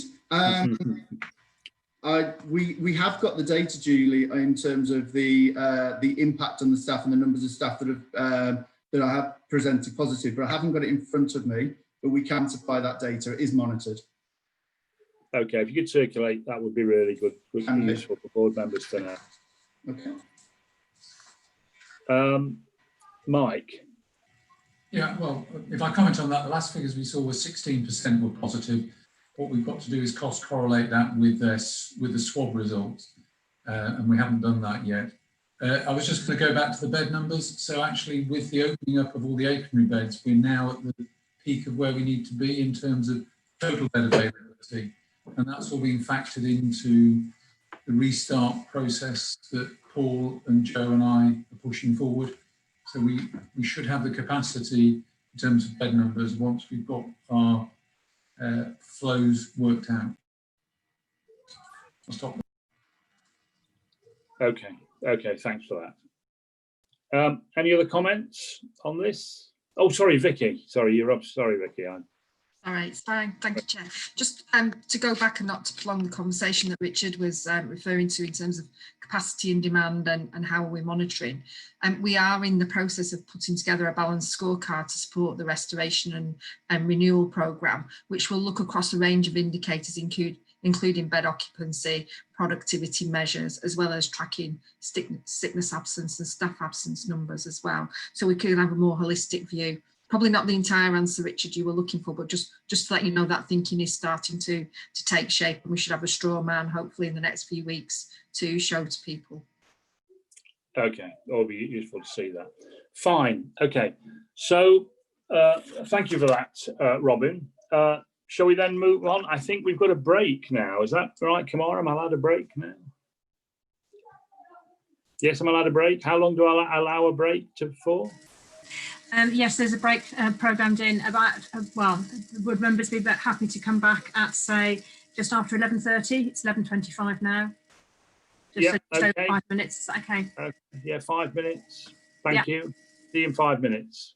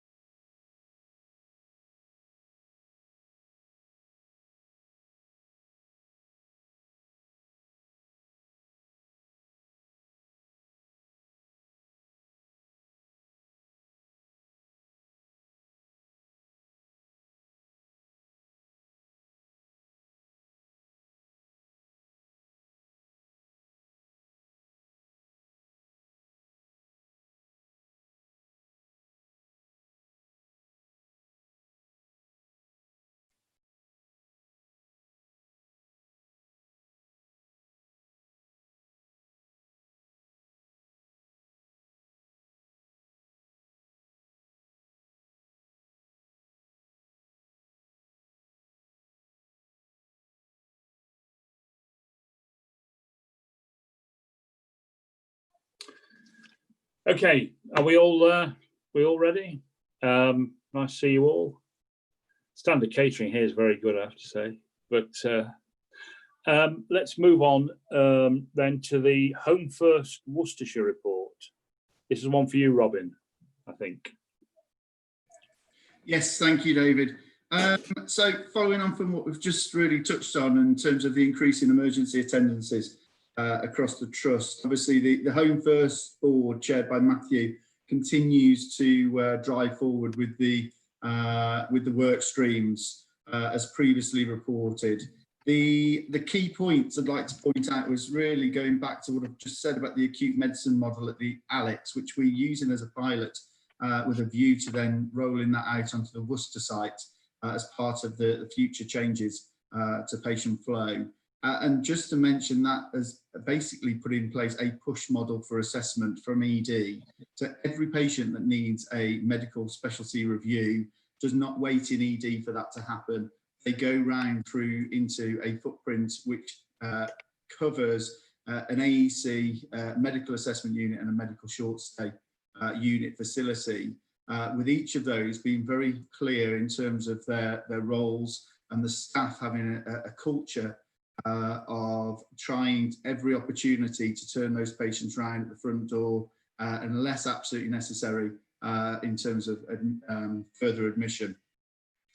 The business case to support that is going to, that development is going to TME on the 22nd of July. So there'll be further updates to the board following that. And one of the key things that's helped us to do in terms of so what has that helped? It's helped us to remove some of the current issues at the Alex in terms of delays in medical specialty response to ED. So those patients are seen outside of the ED footprint. The other point I'd like to raise is the update on the clinical site management plans in terms of the recruitment that's been ongoing and obviously heavily affected by the COVID period. We've now recruited 7 new staff last week, which puts us in a stronger position to roll out the clinical site management model across the 2 sites. And we would hope to do that by the end of September, or by September, based on the new staff and their start dates that we are just confirming. The other point I'd like reviews of patients. These are patients, inpatients over 21 days length of stay. And just as a reminder, in April, we had, in April 2019, we had 114 patients across the sites that had remained in hospital for greater than 21 days. And the target as at March 2020 was 73 patients, which we achieved. And currently across the 2 sites, we have 30 patients waiting over 21 days as inpatients. And also, again, to point out that because of the change in practices that you alluded to earlier in terms of the Alex focus, it's only 3 of those patients over 21 days are based on the Alex site. So there's been a huge amount of work there, and that is now allowing us to really focus down in terms of the numbers of patients now over 7 and 14 days, which is then obviously getting the support to those patients in terms of discharge planning. That means that we can get those patients out before they get to 21 days. And that's also working well with the onward care team that was put in place prior to the COVID period at the beginning of the year. The onward care team is still developing and working well with the clinical teams in terms of the efforts to achieve the numbers that I've been through. All of this is supported by work with the whiteboards in terms of the staff being more vigilant in the live update of the information on the whiteboards, which will come into its own over forthcoming weeks as we look to develop electronic bed states, which we are aiming to deliver over forthcoming weeks. And all of that above is obviously resulted in supporting the improved EAS performance for both sites that has previously been mentioned. I'll pause there and take any questions. Okay, thanks.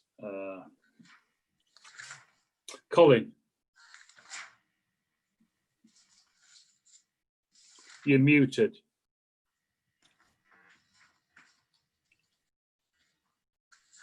Sorry.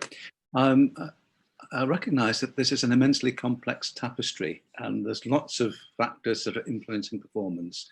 And so I'm asking a fairly unreasonable question, but I'll ask it anyway. Is it possible to encapsulate whether we're making as much progress as we were doing previously in this important area? Because I read one or two comments in the report which made me a little concerned that maybe we're beginning to lose some of the support, some of the new ways of working that we previously had. So twofold really. One is that, am I right or wrong? Are we losing it a little bit? And secondly, what are the 2 or 3 key issues that the board really should focus on, either to make sure that we don't lose the progress we're making, or that we mitigate it if we are? Thank you. I think that we continue to make improvements in the metrics. Obviously, there's been challenges there during the COVID period with the other pressures on the staff and the teams in terms of delivery. But the staff have worked incredibly hard in terms of trying to maintain focus on all of the work streams that sit within the Home First programme. In terms of the key factors, I think one key factor that we have to focus on is our partnership working across the system. We have to make sure that we continue with the work and the partners in terms of the support for discharges and early discharges across the system, and also support with the onward care team in terms of making sure they develop, because they are crucial to us.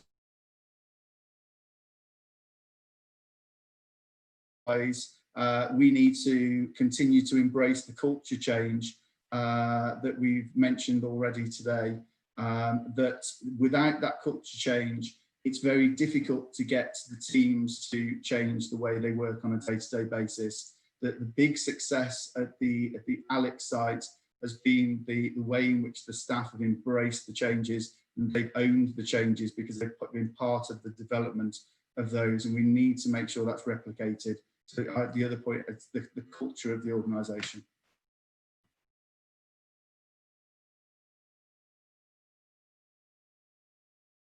Sorry, David, you're muted.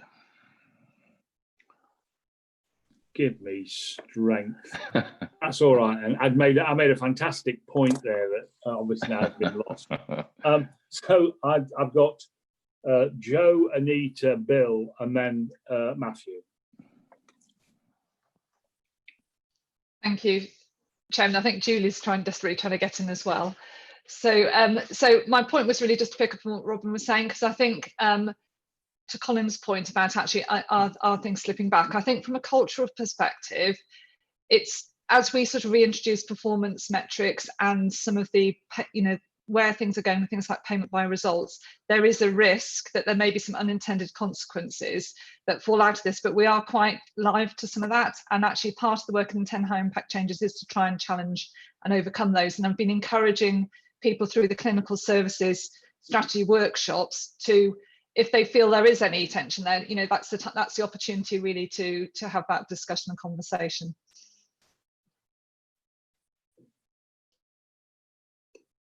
Okay, Anita.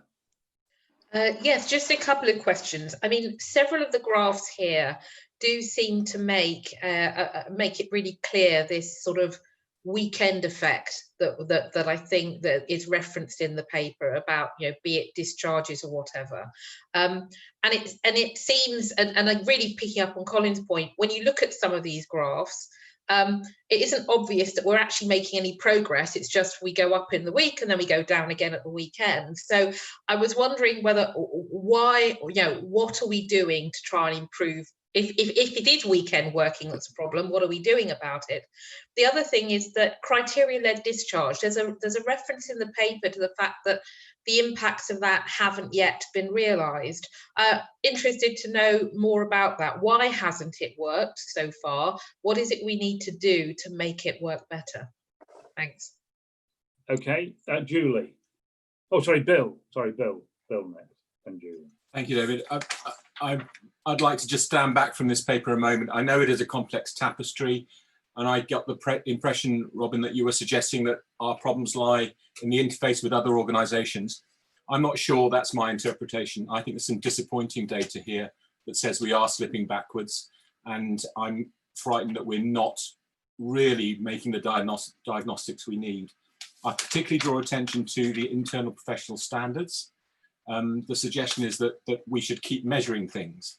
What are we doing to change behaviours and performance, particularly around internal professional standards? This is the core of the behaviour issue that I think we need to get at. I think there were some other things of concern, such as Anita's point around the criteria-led discharge. It's such a fundamental component of making this work. We're quite a long way down this track now. I'm questioning really why we haven't been able to land that as a real tool that will help us get there. I think there was also some peculiar words in this report which I didn't really understand. SP chart 7 relating to the aggregated delays, instance of astronomical points aligned to issues identified above. I'm sorry, I don't really understand what the astronomical points are, and that's rather deflecting away from what I think might be an important metric. So I think there were some things of concern to me in this paper that reflects that we are not looking far enough into the diagnostics to really understand why I believe we're moving backwards. The fundamental problem I believe this reveals is that we've always thought that overcrowding in the ED was one of the main troubles with our flow problem.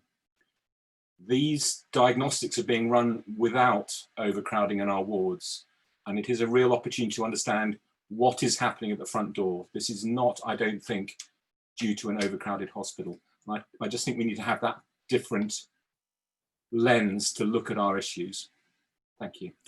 Okay, I'll just ask Julie to do it, and then I'll want Robin and then Matthew to bring all of this together, because we've made some really important points there. Julie.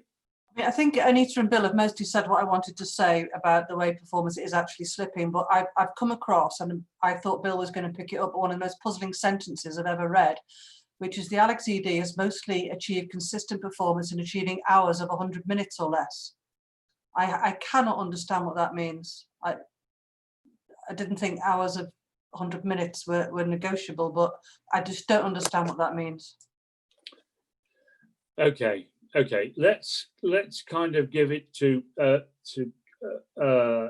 Robin and Matthew to respond to this, and trying to. Sorry, have I missed somebody? Did somebody say something as well? No. What I heard? No. Okay. Just so that. Okay. So, sorry, I've just been. I have a 4-year-old son who popped his head round the door to tell me. So David, should I sort of come in here and yeah, okay. And maybe Thanks, try and respond to some of those points. So, so I agree. I think that there are a number of points in this paper that I don't think are particularly helpful. I think if we look at pages 128 and 127, 128 of the papers, which is the integrated performance report and the metrics associated with 4-hour performance during May, I think we'll see that the headline figures are better. I hope people are able to have spotted those. So I think what this paper doesn't do is set out, what is the 4-hour performance, what is the ambulance delay performance, what is the 12-hour breach performance, and in terms of setting out the position that this program is actually intended to address, it would be helpful to have included the big headline metrics that the board should be concerned with. those are included in integrated performance reports. So I apologise to board members that hasn't been referenced in a clearer way as possible, because it comes back to Colin's point about are we improving or not, and also addresses Bill's point, which is surely with lower attendances and plenty of beds, performance should be better.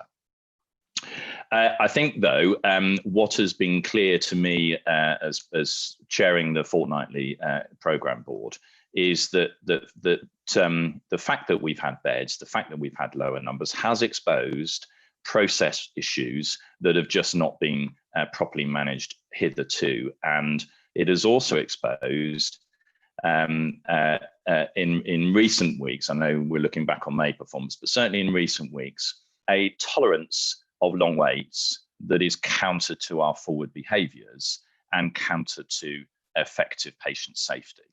So we took the decision. Well, I took the decision to institute 2 serious incident investigations in relation to sub 80% performance on the Worcestershire Royal site during June, and that has highlighted some specific cultural and process issues that perhaps had not been hitherto exposed because of an overcrowding in our departments.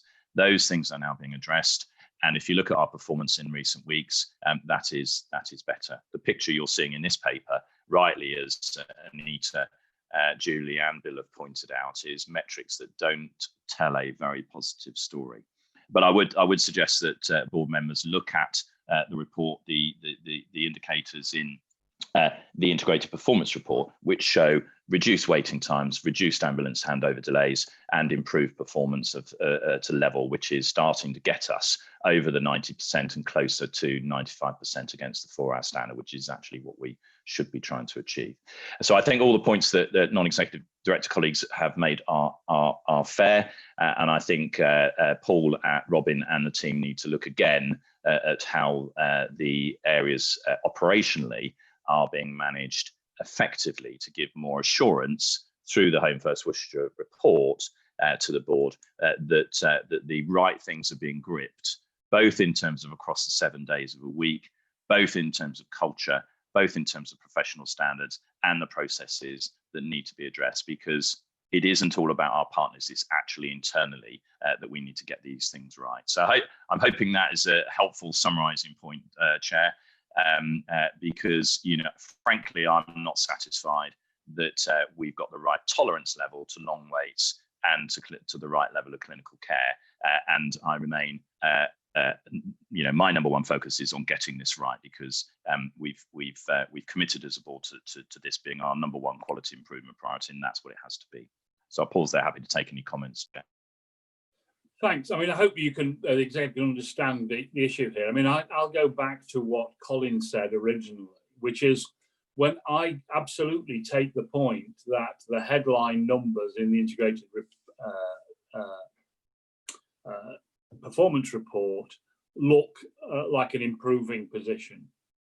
But the issue is, or the question in certainly my mind is that improving position because there's just less pressure on the system? And if you look underneath it, you get the kind of figures that are in Home First. So as soon as the pressure on the system increases, that will then create a bigger problem for us. And it's at that kind of level, I think, that the anxiety is. So however we reflect on that, and we need obviously the executive to reflect on it, however you reflect on it, we need a report which will help us work out whether that is a correct analysis or not. I think Mike wants to put me right. I was just going to comment that we're already back up to normal levels of activity still achieving. And I think that the programme that Robin alluded to, the push model, which we've already implemented at the Alex, and I think we will implement at Worcester, will resolve a lot of the outstanding issues. So we take the things that's become very clear as we've seen the numbers ramp up is perceptions about what was working well, because we didn't know how to measure it, have become exposed actually they weren't working well, and we've identified new issues that we need to address that we're working through. So I would echo what Bill said to some extent. As we've gone from a place of relative ease to more complexity and greater challenge, it's given us an opportunity to identify deficiencies in processes that we hadn't identified before because they were masked by a bigger problem. And that's given us an opportunity to make some really significant changes. And that's exercised us over the last month or so. So I'll stop there. Okay, Richard, I think, wants to respond. Yeah, yeah.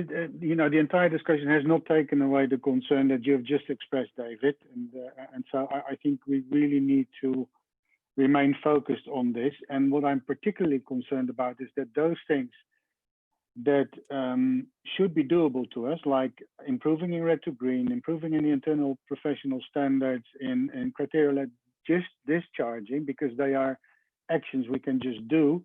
If they have the effect we think they should have, that's a separate question. But I don't see enough progress on that. And I was wondering, why is it? Do we have an idea? Does it have to do with the fact that people are getting exhausted? Because a lot has been going on in the hospital, of course, due to COVID. This is my concern, together with, are we really able to assess progress in the current state? Yeah. Okay, well, I think we've made the point, Matthew, around all of this. And, as you know, my focus is on January the 4th.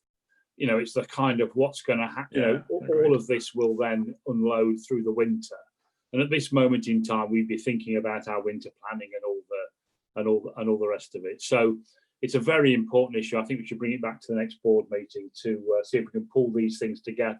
This, on the one hand, some of the numbers looking as if they're going in the wrong direction, but with overall it looking as if we're doing okay, to ensure that we're not kidding ourselves that we're in a better position than we actually are, and absolutely focusing on those things that we have control over. They should be the first things that we can do. Could I just make a couple of comments myself before we just move on from this? In the executive summary, it says, this report identifies the impact of COVID-19 discharge service requirements on outward flow. There's an urgent need to ensure that we have the bed capacity to respond to the demands of COVID clinically, but also in response to national directives, and will impact on bed capacity. That's a kind of plea, in a sense. Can I assume that we're doing something about it?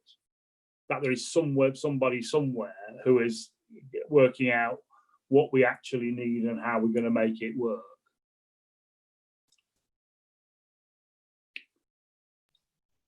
Yeah, so Chair, that refers back to the work that Paul is leading through the restoration programme in relation to how we manage the obviously the different pathways related to COVID. As well as the general careful restart of elective care, and making sure that the discharge service requirements that were nationally mandated, that we can continue to keep those in place, because actually they've been better for patients and they've been better for staff working in the areas as well. The point that Robin made in relation to the long length of stay reductions at the ALEX, I think, is as a consequence of those pathways being better embedded on the ALEX site, because the onward care team has been in place there for longer. So the key piece for Paul and the team to be working on is making sure that's replicated and sustainable on the Worcestershire Royal site as well. But yes, the answer to your question is yes. Fine, that's fine. That's absolutely fine. So, so if we can have a paper from the executive for the next meeting, which brings together those two issues, the long-term issues, the issues that we are actually responsible for doing, I think that will help us understand better the totality of all of this is working. Okay, thanks very much for that. Thanks, Robin, for that. Let's move on to the integrated performance report. And I think Vicky's going to lead on this. I don't know whether it's Vicky who's going to do this, but could somebody explain to us the structure of the report that we've got in front of us? Because there's been a whole set of changes, I think, to the way in which this is done. But it would, I think it would just help if someone would just give us an overview about how it's all supposed to work. I'll try, Chair. Had a script prepared there and you've thrown me off, but let me persevere, and if I've not satisfied the question at the end, please just give me some challenge around that. So this is the Trust Integrated Performance Report for May 2020, so a validated position for May 2020. It's been seen through Finance and Performance Committee, Quality Governance Committee, and also been through our Trust Management Executive through its normal governance processes. And as you'll see, as part of that report, it's aligned to a significant number of BAF risks, which we talked about earlier in the meeting. It comprises an executive summary, and in there are certain key items that have been identified, and certain lead executive directors have been able to put some narrative around that, which will then, I will then, as I go through this, bring those executive directors in that can talk at length about those areas if required. It has annual improvement statements in there, and it also has a series of SPC charts, which Matthew's also just pointed us to as part of that 4-hour conversation that we've also just had in relation to the Home First Worcestershire Board. It then moves through into the finance section, which Robert will deal with directly, so the finance summary, etc., etc. So that's kind of the overall shape of the report, Chair. Okay, Matthew. Yeah, thanks, and thanks, Vicky. I guess just sort of stepping back and looking in the broader context, what we're trying to do here is to make sure that there's clear alignment, as Vicky says, with the board assurance framework risks and where we're able to measure progress against the controls that are in place.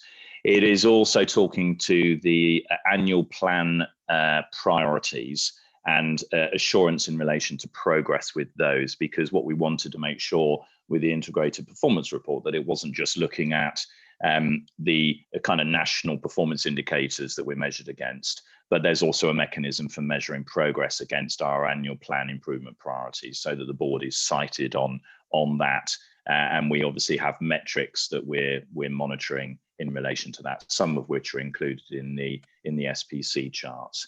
And then obviously the SPC charts is the mechanism through which we monitor in an integrated way quality, operational performance, finance, and people and culture. So that brings together the overall picture of improvement or areas where we need to have a particular focus on. So that's what we're trying to do with the report, to draw in BAF, annual report, national indicators, local indicators, in a way that gives us a full picture as a board on the key things that we should be concerned with. And the process then, prior to each board, is as an executive team, we meet the day before just to make sure that we're drawing together the 3 things that we think that the board should be focused on each month. Sometimes they're the same things as last month, sometimes they're new things. And I think I won't steal Vicky's thunder in identifying that. One of the things that we do need to do, again, with this, with the executive summary of this report, is to make sure it's clear to board members what those 3 things are that fall out of the report, because this report isn't quite as crisp as I'd like it in relation to the 3 things that the board should be concerned with. But I hope that's helpful, Chair, in relation to answering your question. That's really helpful. And just when you're thinking about it, when I look at this, the question I'm asking myself is, how are we doing? Yeah. And I'm just not clear whether we think we're doing okay, or whether we're broadly on track, we're not on track, so some assessment of that, I think, would be really helpful. Understood. And it's the kind of so what question, isn't it? Yeah. So what does all this tell us? Are we getting better, staying the same, or getting worse? And I think that's a conclusion that we should be able to draw. So I'll hand back to Vicky, if that's okay. Thanks, Vicky. Carry on. No, thank you, and thank you, Matthew, for that. That was really helpful. So yeah, just to pick up in terms of the 3 items, 3 key areas of focus that we as an executive team spoke about and feel we want to bring and draw out, and that is around the elective and diagnostic programme and the increased number of patients that are waiting longer than we've seen previously, and that looks at May. So even though we didn't have referrals coming through as part of May, we've still seen the number of people waiting over 40 weeks started to grow. We've seen a reduction in our diagnostic capacity due to following the Royal College and the government guidelines, particularly around endoscopy, etc., etc. And I'm sure Robin will go into much more detail about that.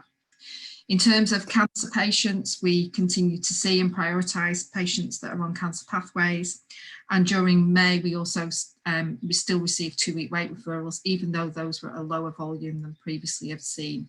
And we continue to work with GPs about improving the quality of those referrals. And then the other item probably just to pick up is sepsis and the sepsis bundle. And just to remind colleagues that actually it is April data that's included within this report because it's always a month in arrears. And I know Mike or Vicky will probably come on to talk about where the focus is around improving that particular target. And then just to kind of finalise with almost overview around what we've talked about previously, which is the development of a holistic dashboard. So particularly around restoration and restore and recovery of services so that we can really start to see are we actually starting to make progress? So building on some of the conversations we've had today. So I'm going to stop there, if I may, Chair, and just probably bring people like Robin and Mike and Vicky into the conversation. Thank you. Okay, you've identified 4 things there, I think. Tell me if I'm wrong. Waiting lists and the elective diagnostic. The consequence of a reduction of diagnostic capacity, now we're going to increase that. Cancer and sepsis. Is that right? Am I in the right area here? You were, and I also then mentioned the dashboard into the holistic dashboard. Yeah. Holistic dashboard. Okay. You're right there. Right. Any? Okay. Let's go on. Any of the so elective and diagnostic. The waiting list stuff. What's the answer to this then, Robin? What are we doing? As has been mentioned already, the difficulties we've had here obviously are all COVID related in terms of getting the activity treated. There is another issue that we need to keep in the back of our minds, that at the moment, as we try to restart activity, that there are still a significant proportion of people who are choosing not to take up the offer of treatment.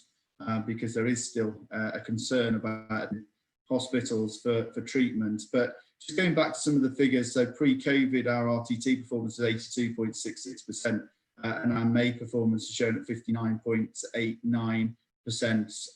Which again, obviously, is significant impact due to the cessation of our non-urgent activity, continued activity in the private sector. So we've continued to work with our private sector colleagues and utilise their facilities as much as possible. And so we've been working with Spire, BMI and Dolan Park in order to maintain as much activity as possible. And during the period from March to May, we note that the waiting list actually has reduced in size from 35,394 patients to 32,887 in May. However, that is significantly due to the cessation of referrals and the removal of the electronic referral system during the COVID period. So in terms of number of patients waiting over 18 weeks, has gone from 7,520 in March to 13,190 in May. So it's a significant increase. And also, to just as a reminder for our previous commitments, where we were working and getting very close to 0 patients waiting over 40 weeks. And pre-COVID, we had 13 patients over 40 weeks, and in May we had 1,070 patients waiting over 40 weeks, and 52 weeks, as you'll remember, we were at 0 and maintaining 0. In May we are at 52 patients over 52 weeks.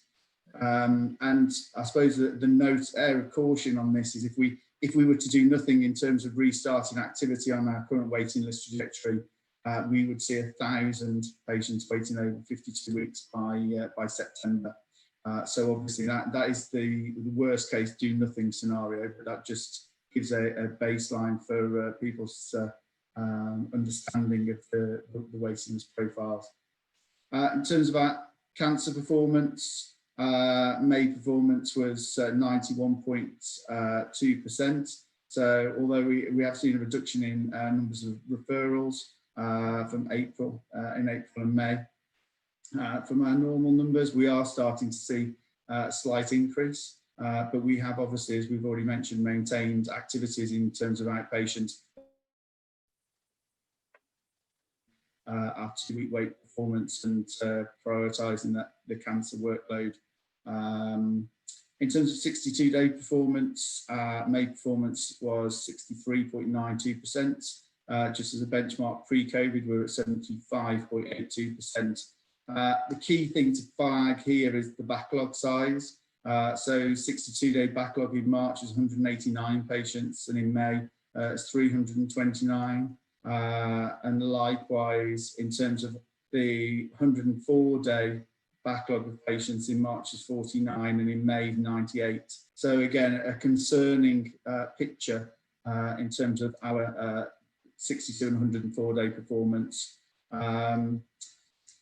In terms of diagnostics, has been mentioned, and Vicky's already mentioned, obviously at the outset of COVID, effectively all routine and scanning and neurophysiology was stopped, and the British Society of Gastroenterologists then cancelled they issued guidance to cancel all endoscopy activity at the end of March. So in terms of our diagnostic performance, it went from a strong performance of 94.24% in being seen in under 6 weeks in March to May being 27.52% being seen under 6 weeks. So in real terms, numbers, the number of patients difference, March in real terms was 258 patients, and in May was 6,520. So it's a significant difference in terms of overall patients and numbers waiting. So moving forward, in terms of answering the question, so what have we done? In terms of diagnostics specifically, we've obtained the mobile CT scanner from Birmingham Nightingale Hospital. We had on the Kidderminster site 3 weeks ago. So again, we're starting to push activity through that. We've got neurophysiology services that reopened at Kidderminster last week, and Worcester sites due to open this week, reopen this week. And we've got endoscopy activity due to restart from the beginning of August on the Evesham, Kidderminster and Malvern sites. We're also opening routine CT at Kidderminster next week, a CT at an MRI at Spire and BMI, utilising their support again. That's due to commence next week. So there's a whole host of avenues that we are exploring and pushing to try to maintain as much activity as possible, but it's an uphill struggle in terms of the overall patient numbers we're dealing with. I'll pause there for questions. Okay, any comments, questions on all of that? Yes, Matthew. Thank you, Chair. I wonder, Robin, whether you want to comment on the work that the analysis that's being done across the STP for submission for additional resource to help to increase capacity faster to bring down the waiting list.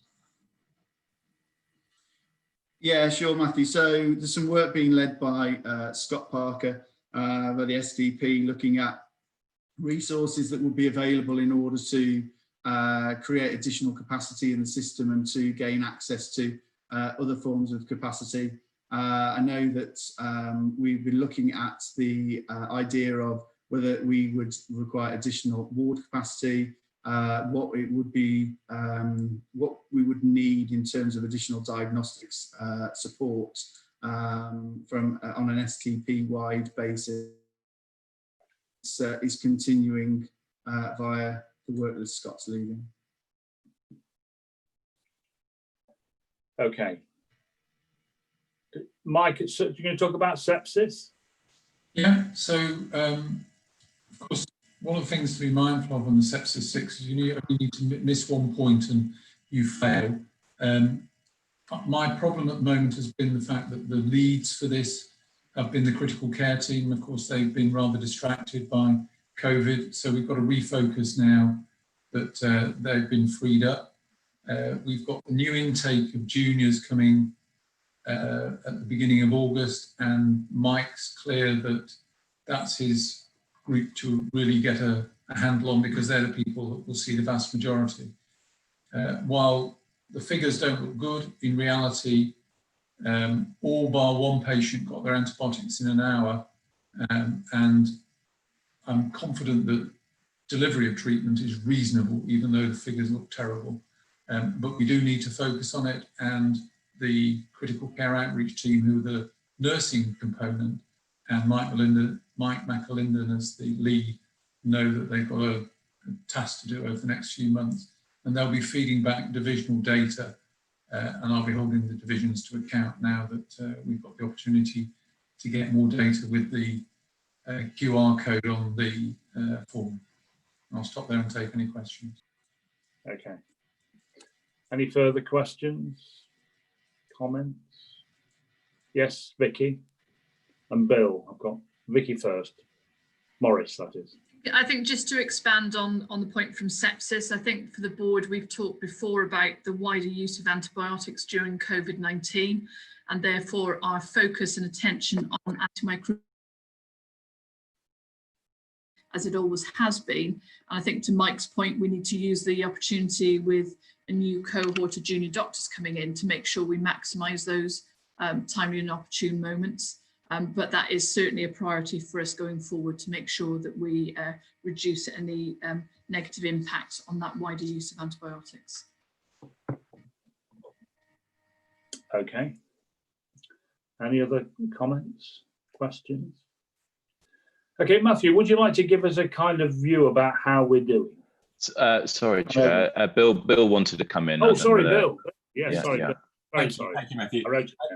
I just wanted to go back to the issue about endoscopy. This was pre-COVID, a pinch point in our performance around the diagnostic pathways for cancer and non-cancer.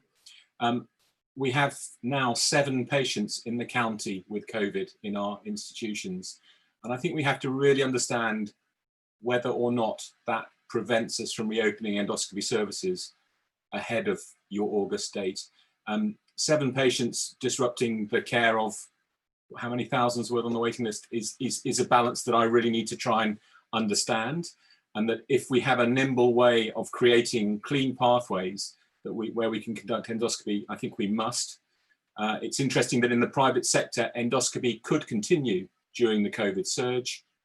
So the rules around endoscopy allow it to be done. And I'm just struggling a little bit with knowing why we're taking quite such a long time to return to what is a very, very pinch point service.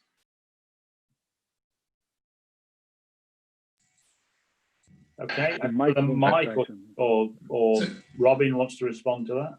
Well, if I can respond, I mean, we've never stopped, Bill. The challenge has been about throughput because of the constraints placed by the national societies on the requirements of IPC, and that IPC guidance follows through on regional guidance. There are discussions at the moment about how harsh do we have to be. One of the challenges has been the regulation, or the suggestion is that people should self-isolate for 14 days, and our private sector partners are not prepared to budge on that number.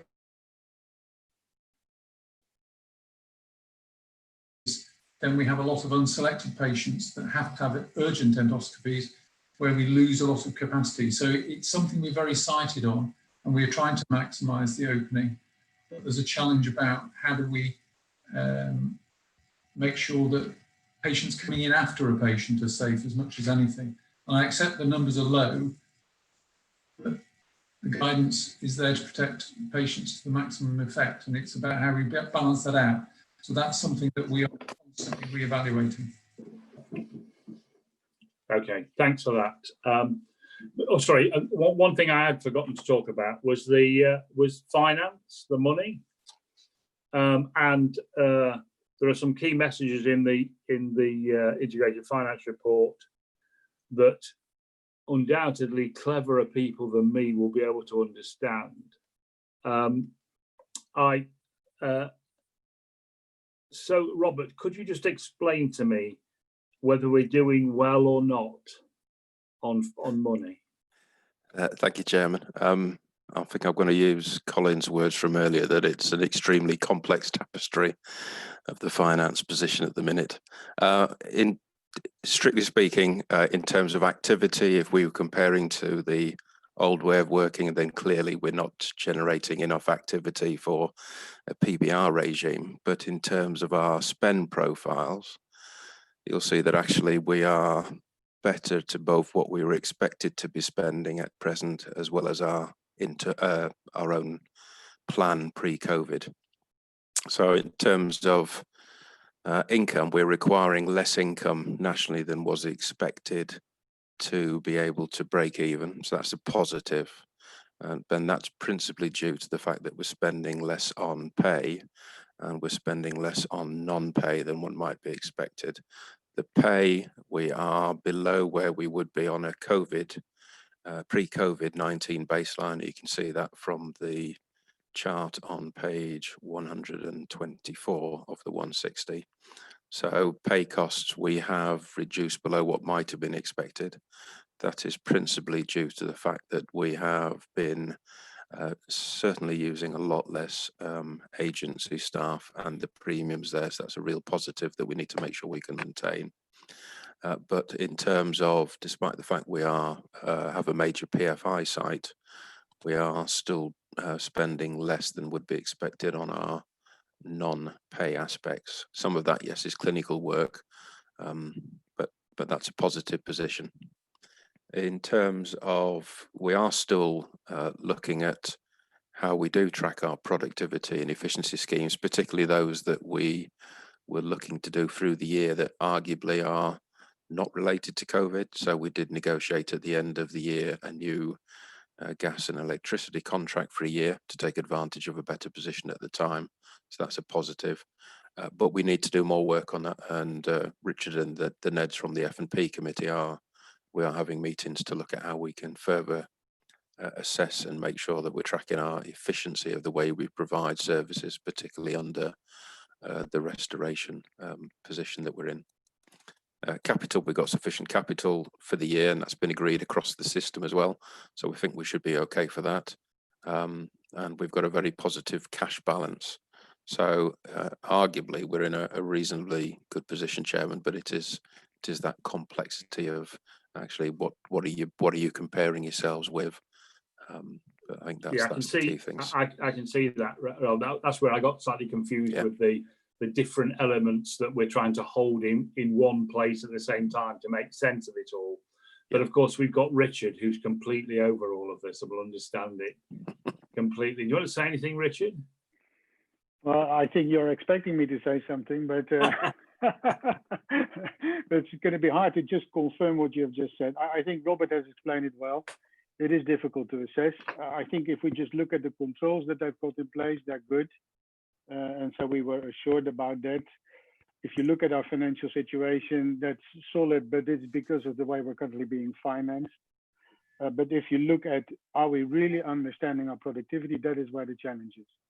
And so, yes, we are having deeper conversations with Robert. There are some good ideas. The team is developing a framework, how we can actually do this going forward.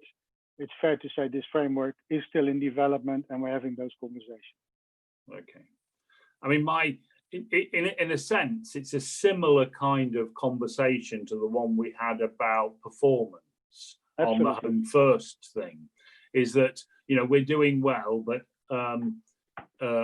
underpinning all of this, have we got a problem that we don't know we've got in terms of run rate and all the rest of it? And that's where I feel certainly nervous about it, not least of all because at some stage we will come out of this regime into another regime, and I know that people are sort of assuming that we've got buckets of money now, you know, hanging around that because we haven't been treating the patients, you know, that there's in there somewhere there's large amounts of money for people to access. And I'm just anxious that, well, I've told them that there aren't, but nevertheless, there is that worry, I think, that underpinning all of this, we've got a problem we don't know we've got. So, I mean, obviously, Richard, that's for your, you'll be working through with Robert all of these issues in a bit more detail. But that was the only point I would make. Okay, that's the integrated. So finally, Matthew. Yeah. How are we doing? So thanks, Chair. And it's that so what question, isn't it? So if we look at the 4 levels, from a finance perspective, I think we've just rehearsed that we're in a steady position, but some of the risks we need to be more confident on in relation to productivity and efficiency.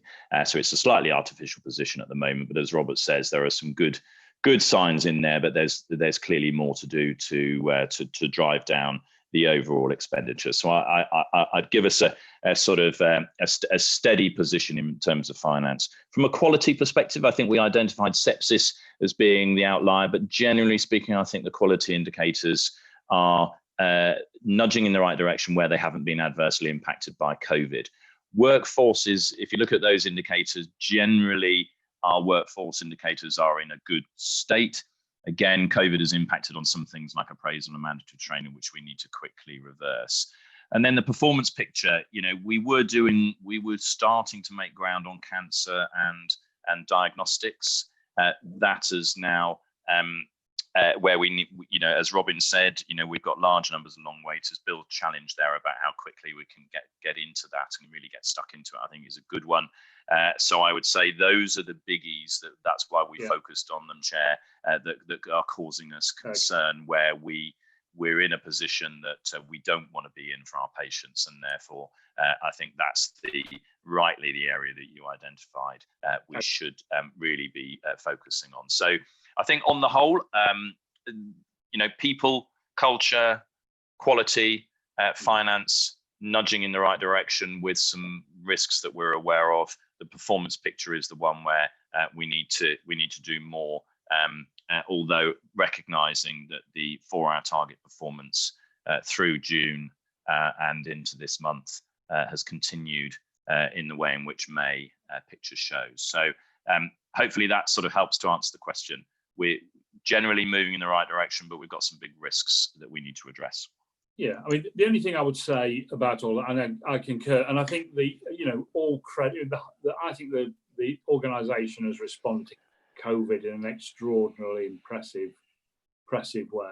It shows what can be done in a sense. That actually this organisation can respond in a very constructive, helpful way and do great things for patients. And this is now the opportunity for us to reinvent ourselves in a way which is sustainable and all the rest of it.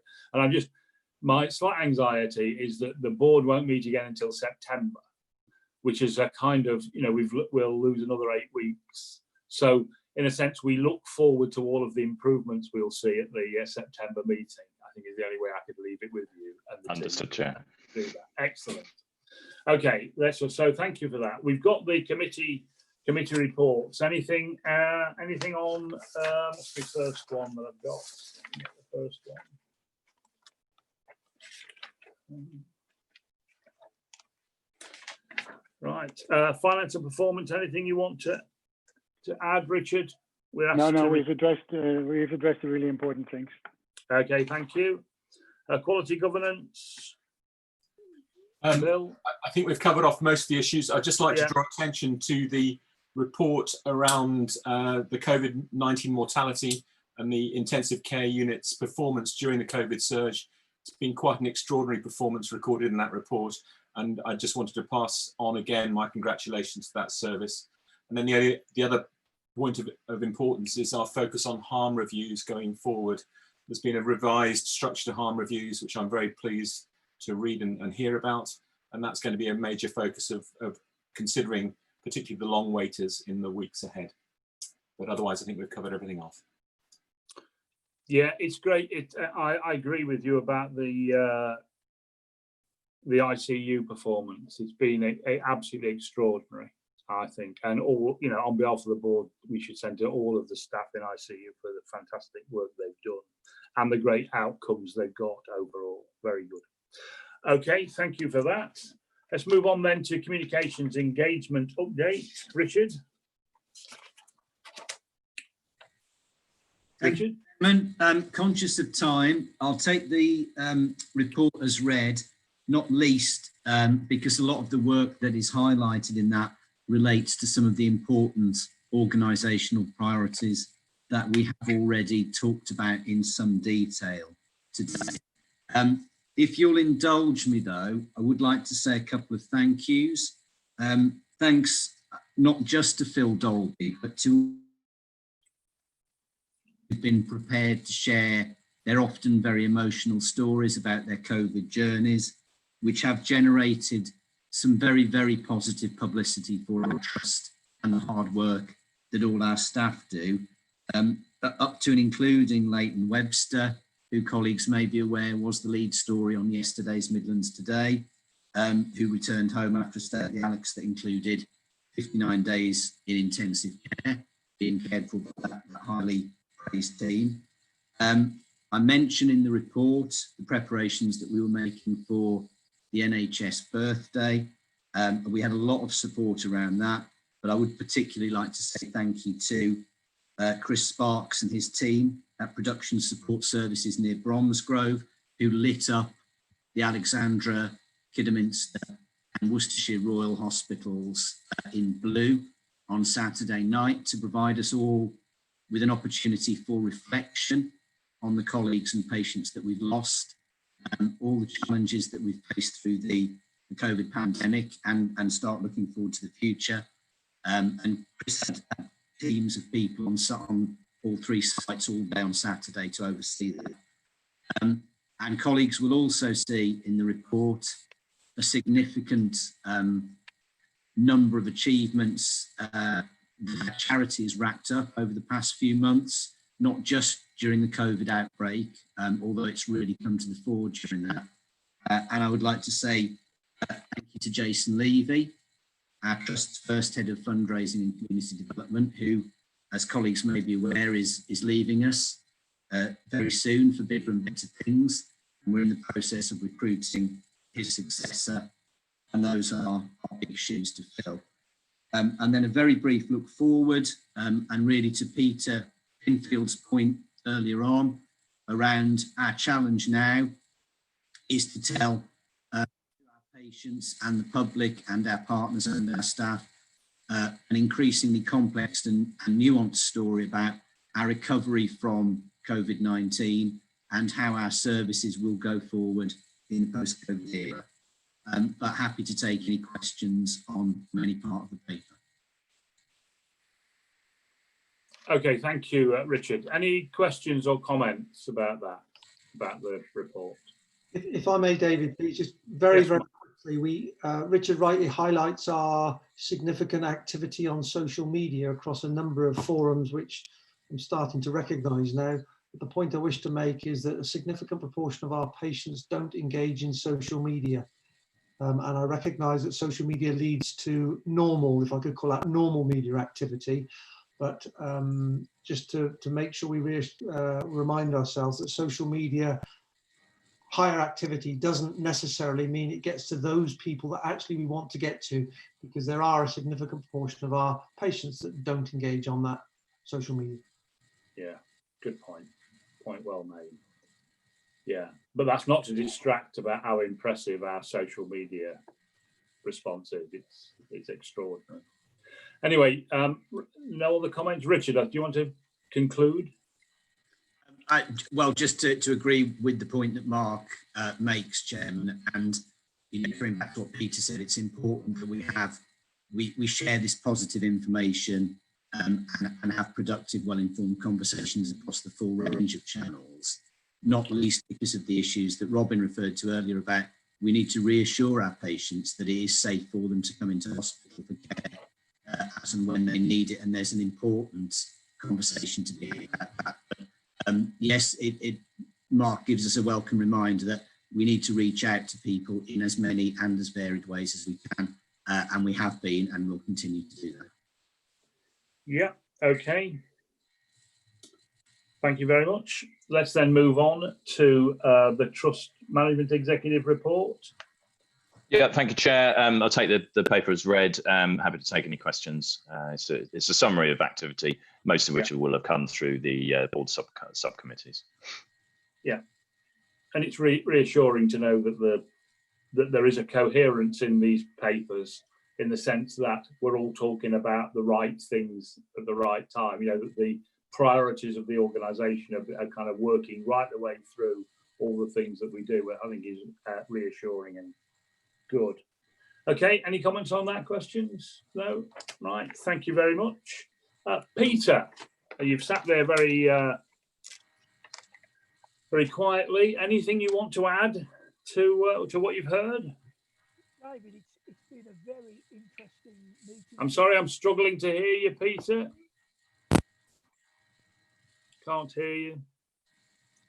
Can't hear you, Peter.